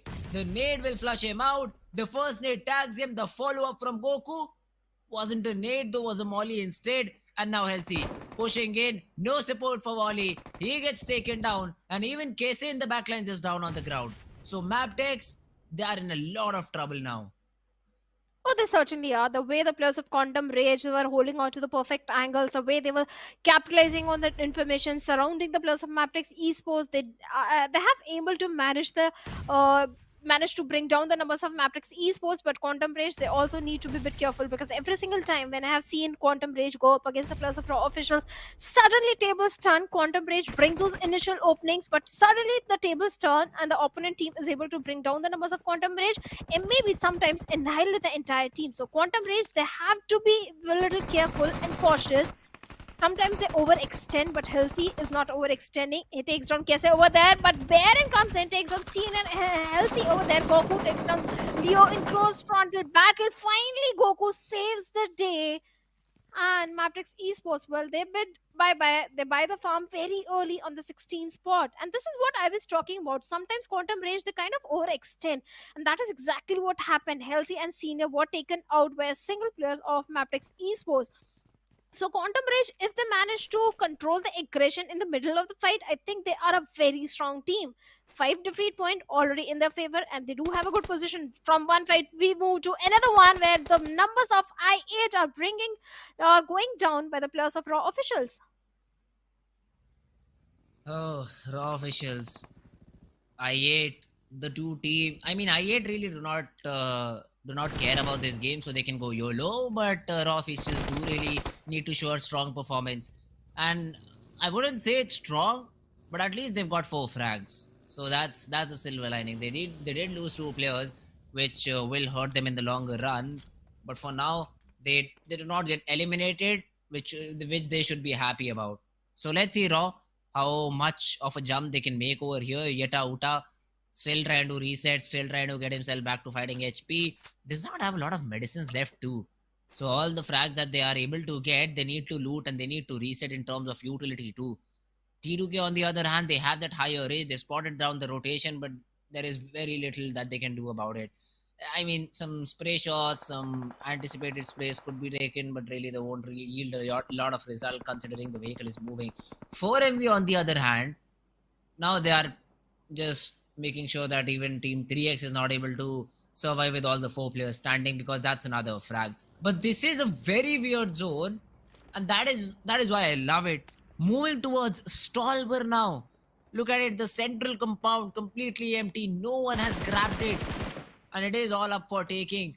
T2K, though, I'd say has the best possible position as of now. They can just throw some sprays down on the players that are trying to rotate, and the other teams that especially are rotating from Manchan and Yasna Polyana region will be in a lot of trouble now. Yeah, they have to cross path with the players of Raw officials. At the same time, so many rotations are coming from the southern eastern end, where we have Magnus, DRS, Ekinix, I8 also making the rotation. So yeah, it's going to be a difficult one. On the other end, we have the players of 3X Esports. They do have a very good position for themselves. But Magnus, well, they find a knock onto DRS Gyante. Instant confirmation also coming in. And DRS, now they are prioritizing the rotation. This is something I like about DRS. They never commit into a fight. Yes, they have managed to find one knock. If we can see that fight happening, we can already see the players moving inside the circle. But T2K, like you said, yes, they are being the king of the hills. And in northern circles of Erangel, T2K, they always fare off really well. The northern territory, the northern island entirely belongs to the players of T2K. And looks like Sandesh with the grenade will be making that statement. If we manage to get down and take over there, but unfortunately that would happen. And Quantum Rage looks like they are in a mood to third party. They show up on the doorstep, and Jane is placed perfectly even to do a third party and bring down the numbers of Quantum Rage. Quantum Rage, they have to watch the 6, otherwise T2K, they are going to definitely punish Quantums. Oh, it's an attack on SKYLIGHTZ Gaming, but now they fight against each other. Sandesh, great Scarel spray. I mean, it's not easy to control from such a long distance, but they're able to get that knock. And Halsey down on the ground. Quantum Rage will feel a little bit of a pressure. Senior also tagged up quite a bit. Some nades being thrown in too. So now, eventually what T2K has done, at least made the fight fair for Team SKYLIGHTZ Gaming. They've taken down one player, they're still being third party Quantum Rage, and it is not looking good at all for them. Goku is trying to cut off the angle, but wait a minute, a 4th team in the mix. IHC, they say why not us too? They are also here. They also want to have a piece of the pie. A lot of smokes being thrown in from SKYLIGHTZ. I don't know the reason for it though. No one is trying to attack them. T2K is fighting QR. QR is fighting IHC. Look at that. Demo gets another frag. SKYLIGHTZ in the midst of all this, they're like, yeah, we'll throw smokes. We just want to be invisible. That's about it. And in the midst of all the commotion happening on the eastern periphery, on the southern side of the circle, 4MV, they have shown a fantastic rotation. They have the entire control of the western front, and they do have a very good position. No one is trying to challenge the players of 4MV. So yes, this can be the game. Good game for the players of 4MV. DRS, even they have a decent spot for themselves. And Reggie said they have to be careful. They have to survive if they want to qualify. They have to go for the elimination points as well. On the other side, the circle has taken a concentric shift where the players of 3x Esports are also looking very good. But IHC, well, they bring down the numbers of Quantum Rage, where Senior has been taken down, but NV Esports also doing a perfect third party and bringing down the numbers of IHC. But Eganix, I8 and Magnus, they are so very close to each other and so far away from the circle. And Faster with the grenade might be able to take down IQ over there. And that was so very close, right on the face of Blade, and Blade surviving on 10 HP. He has to fall back. He has to reposition. Otherwise, the follow-up grenade can come right on the face. He has to patch himself up again. But no, there is no time as Zen comes in with a perfect grenade and takes down Blade. Now, Eganix IA, they are in a lot of trouble as only 2 players remaining. Oh, I8 Falak. We called him a 1v1 demon, but I mean, right now you're being split upon by 3 different players. There's no way you even get one. Aiko, the last one standing, Magnus. I thought that they were in a disadvantageous fight considering the numbers, but it seems to be a very simple fight which they just closed in right now. Aegon XIA, Tata, bye-bye. They still might qualify, but this is a fight that Magnus wins out and says, yeah, we'll reign supreme over you, not only this time around, but in the grand finals too. Oh yes, they are. They are on the top. At the same time, SKYLIGHTZ Gaming, they do have a very good control towards the Stalwart area. They need to be a bit cautious from the players of Raw officials and 3x Esports as well. But right now, IHC Alex has been taken down by the players of T2K. Yes, T2K, they are trying to have the dominant control. They are making too much noise. At the same time, T2K, they have to realize they are grabbing the attention of so many teams in the close proximity. They don't have the numbers. Only 3 players are there, and Alex is down. Ziol all by himself, and Ziol from the low ground with a UAV 45 takes down Sandesh, but Jane comes right in the nick of the time and deals with Ziol as well. And IHC also bids bye-bye on the 12th spot with 3 elimination. T2K, well, they are safe for now. Sandesh can be revived very easily, but this should be a warning sign for the players of T2K that they're showing over aggression. They are sometimes over committing into a fight. If they play their cards right, this can be a very good and aggressive game for the players of T2K, because after all, this is their circle. It is their circle. But we've seen a lot of times that usually what happens is you tend to be the center of attention for all the teams when the circle favors you. And for most of the teams, that is not a good sign. Even for bigger teams like Stalwart Esports and 4MV, the zone came to them, but still they were not able to convert on it because they engaged in so many fights, they were not ready for it. So this sometimes does happen. 3x Esports, though, they have found themselves 4 different compounds, although they only have 3 players to reside in them. But hey, bigger the compound, the lesser chances of it getting naded and you all being taken down at once. So that is the only positive thing I'd say for the side of Team 3x Esports losing Zarba so early on. Chimero, Hussein, Josefa, all the 3 players still standing, and T2K. They might not just barge in. I mean, T2K know that this is going to be a very sensitive spot in the zone. But let's see, Sandesh is crawling close, is trying to get that information, but the zone says otherwise. The zone just south, leaves the main city of Stalwart, and is all out in the open. I'd say Quantum Rage, they do have the best possible spot in the zone.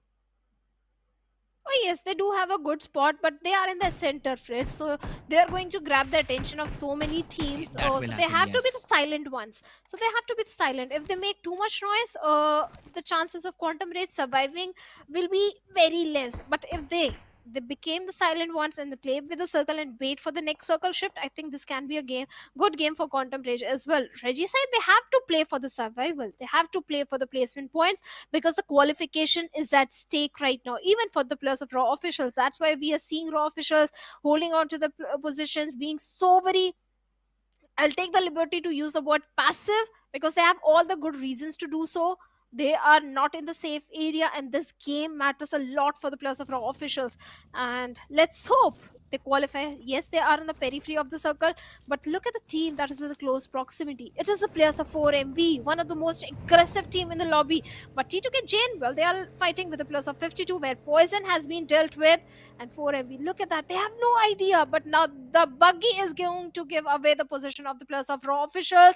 And 4MV, no, there is someone up top, and yet Uta, he has his, oh, I can hear his heartbeat.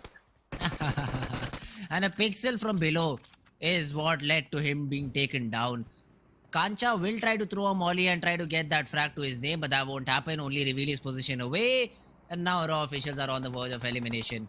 Apex already switches on to the DBS. Will it be even necessary? No. It is East from far away who comes in and gets those frag for himself. So 4MB, great shots, great picks, and they're able to eliminate Team Raw officials out of the server and probably put an end to their hopes of qualifying to the top 16 spot. Meanwhile, SKYLIGHTZ Gaming still survive. Two players of SKYLIGHTZ are still in the game. In, I'd say, the ruins of Stalwart. Even 3x Esports are also trying to survive with the three players that they have. T2K, they never stop, do they? I mean, whenever we've seen T2K, one of the players is inside a vehicle. Make it two this time around, Sandesh and Jin. They are just rotating. They're just always rotating, even when the zone is with them. Don't understand why. But hey, it could be T2K want to get as much information around their neighborhood as possible. That could be one of the reasons for T2K to always be in their vehicles. Or they just might have a love for cars.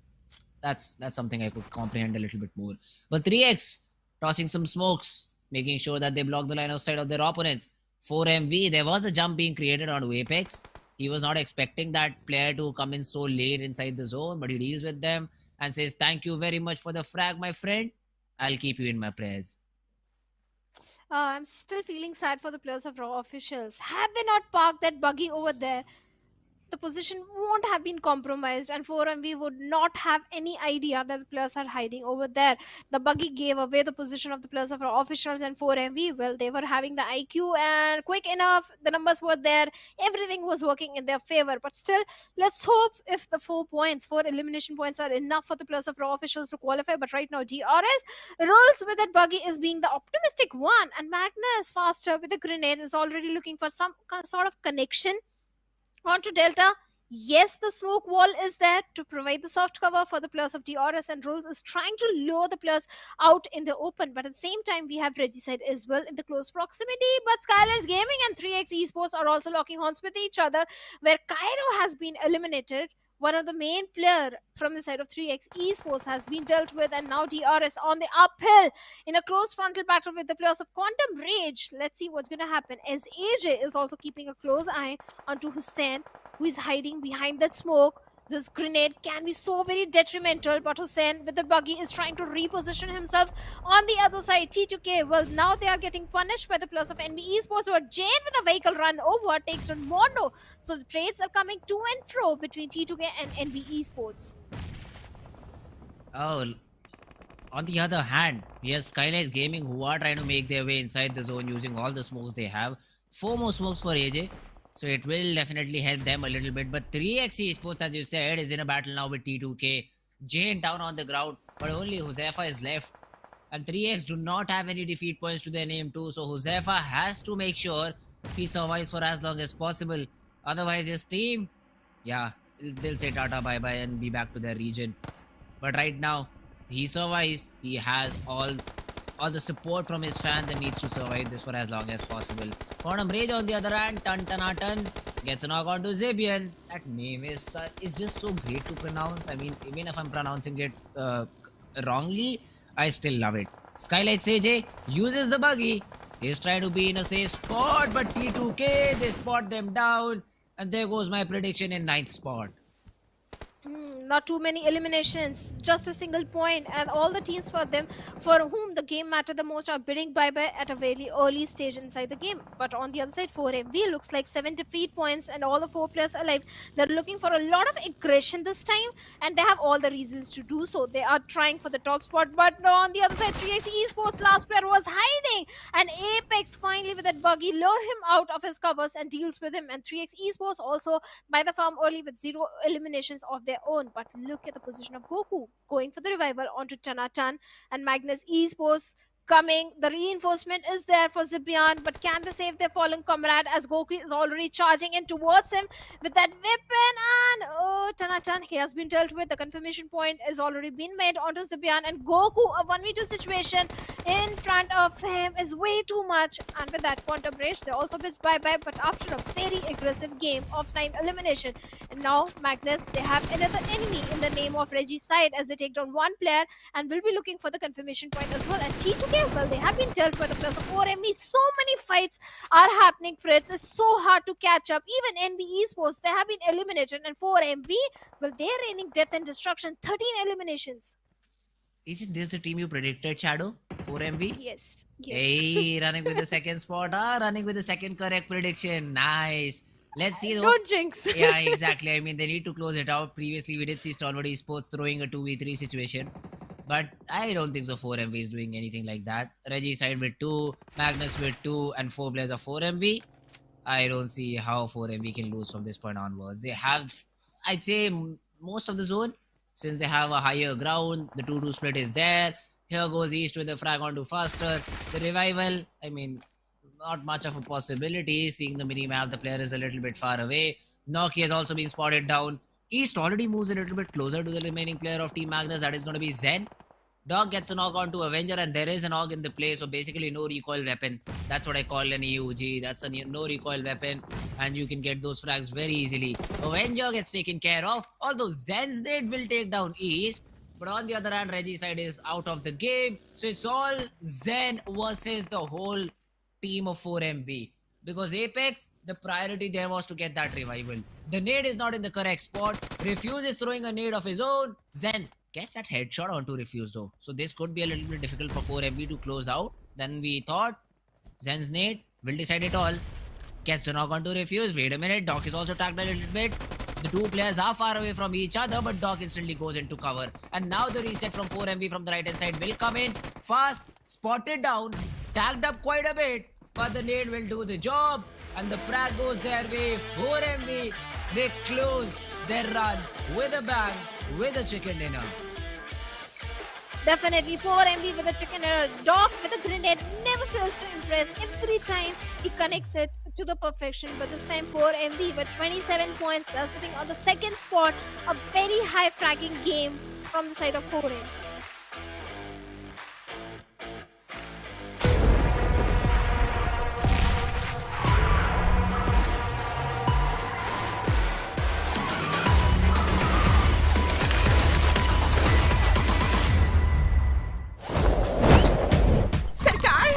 कुछ दोस्त आपके लिए gift लाए हैं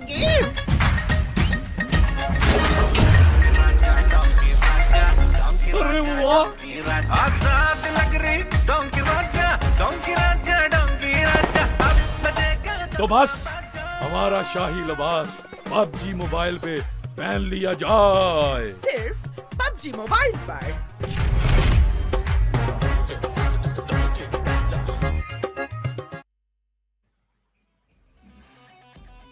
Our SSC journey started with the Pakistani domination with Eganix IA taking a chicken dinner on the very first day. But on the last day, the Mongolian domination is there from the side of 4MV. They were missing on day number 1, but finally they are closing the day and the playoffs with a banger of chicken dinner with 17 eliminations of their own. So yes, 4MV, they did reign supreme in this one, Fritz. Oh, they definitely did. And what a way to close the game. I mean, what, 13, 14, maybe 15 flags to their name. We'll get that confirmation overall. But talking about impact, that was the only team I think that made an impact in the whole game. 4MV. Yeah. Other than them, I think teams were like with what 6, 7, 8 frags to their name. That was about it. So 4MV, great performance by them.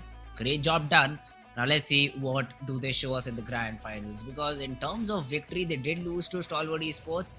The points are a little less, but I think they'll be hopeful for grand finals, and they'll give even better competition to the players of Team Stalwart Esports. That is something we'll be looking forward to. But the journey for 4 teams will come to an end after this game. Now we'll have to look which of the 4 teams are those 4 teams are going to be. But other than that, before that, we'll have the MVP, we'll have all the standing, we'll have all the statistics for all of you nerds out there. And I'm really looking forward to the MVP. Is it going to be Dope, or is it going to be any other player of Team 4MV? Definitely someone from 4MB. This is I can guarantee, and it is it is going to be Jane. Oh yes, even T2K, they were making so much noise. 6 elimination and a pretty high damage number onto Jane. Hey, that's great. I mean, T2K, we did not expect a player from T2K to step up here. We'll have to look how many frags did T2K get then. If Jane gets 6, 1 or 2 for each of the teammates, they might be just up near about 10 frags. So this will put them a little bit more on top in the leaderboard.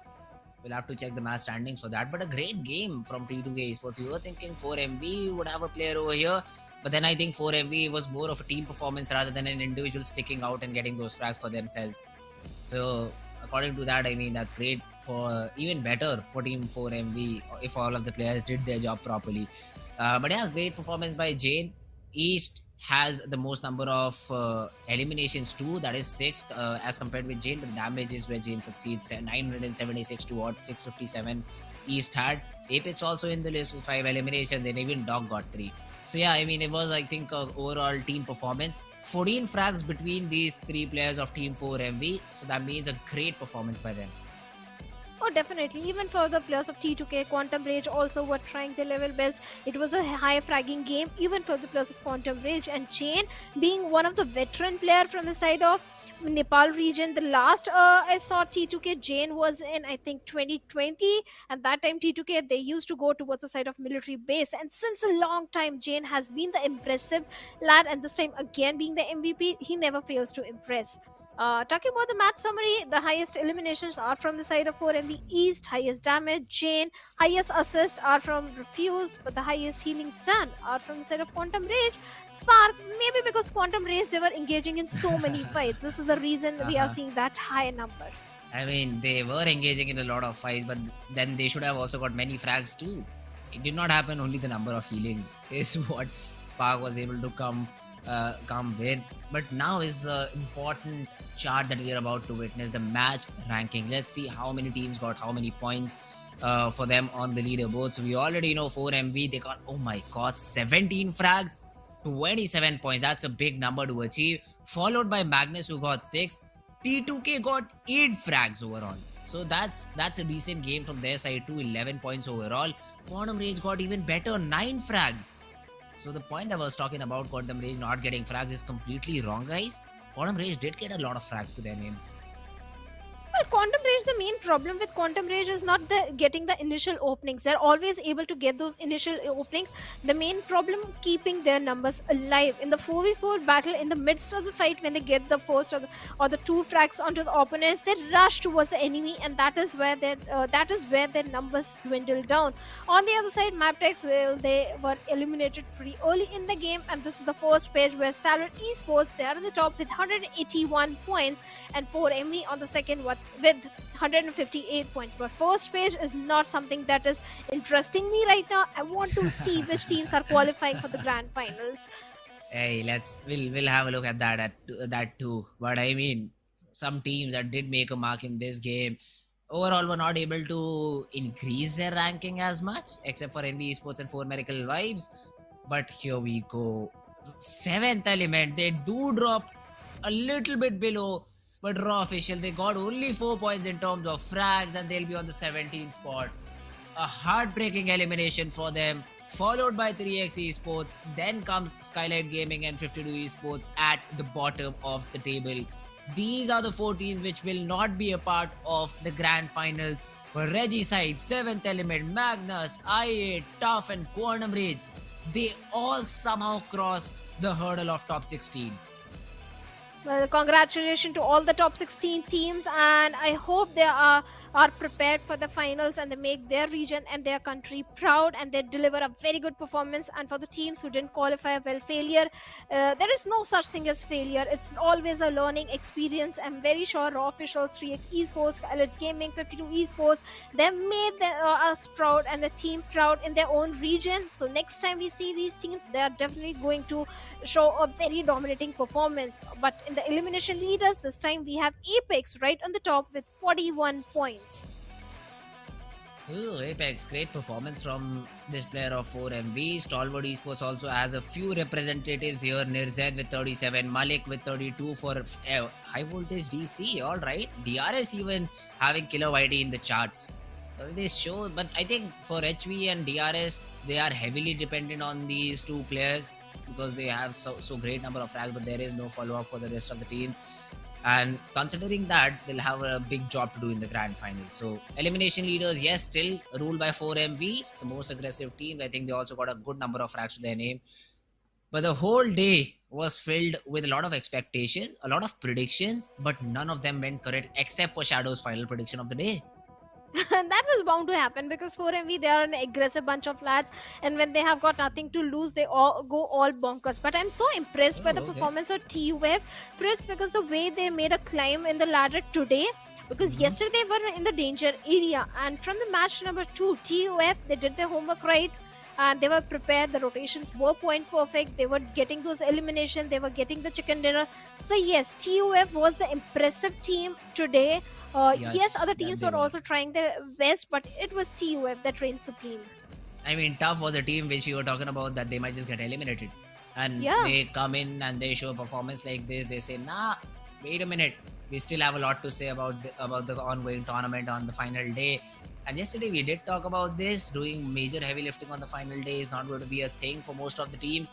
But Team Tough had other ideas. They were like, yeah, we'll do it on the final day. It's only about top 16. We'll qualify.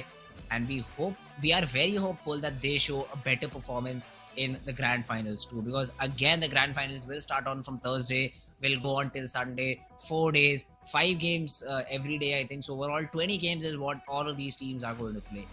The consistency here is going to matter a lot. I'd say on an average you'll need about 10 points every game to be the champion, because only then you'll be able to get that PMWI slot for yourself. 200 point is the mark to achieve. But I'm sure 4MV and Stalwart Esports are going to break it. So for any other team to have the hope to qualify for PMWI, it is going to be important for them to cross that mark of 200 points and defeat Stalwart and 4MV, which is a huge task. Trust me when I say that it's a huge task of having such consistency throughout the 20 different games. So let's see if Team Stalwart Esports or 4MV have any challenges in the grand finals, because for now, they seem to be the clear winners. Oh yes, they do seem to be the clear winners, but I really hope that we find some other team trying to challenge the players of 4MA Stalwart Esports and give them a strong competition for the World Invitational slot as well, because yes, the money is at stake at the same time. Like you mentioned, the World Invitational slot is also at the stake. So I'm very sure all these teams are going to be a bit more cautious in their approach towards every single game. The unnecessary rush, the mistakes, they can't afford to commit all of that in the finals, because the only few games are there. Total 16 games are there, so it's not going to be an easy journey. But for the playoffs or the league's place, this was it, Fritz. It was so fun to cast and work along with you. I really hope as a region impressed you. But any final words for the teams? Hey, all the best for all the top 16 teams. You guys have to show up again and perform a little bit better this time around. I want to see some competition, because from the past of what I've heard, it's always the Mongolian domination that continues over this region. I hope for a change. It may be a Nepali team, it may be a Pakistani team, I do not care. I just want to see a change, and let's hope for the best possible result in the grand finals. Well, thank you so much, Fritz, for being such an amazing co-caster, and thank you guys everyone for being a lovely audience. But that's it for today, and me and Fritz will see you guys in the finals that is going to happen in the next week. So bye bye, thank you so much.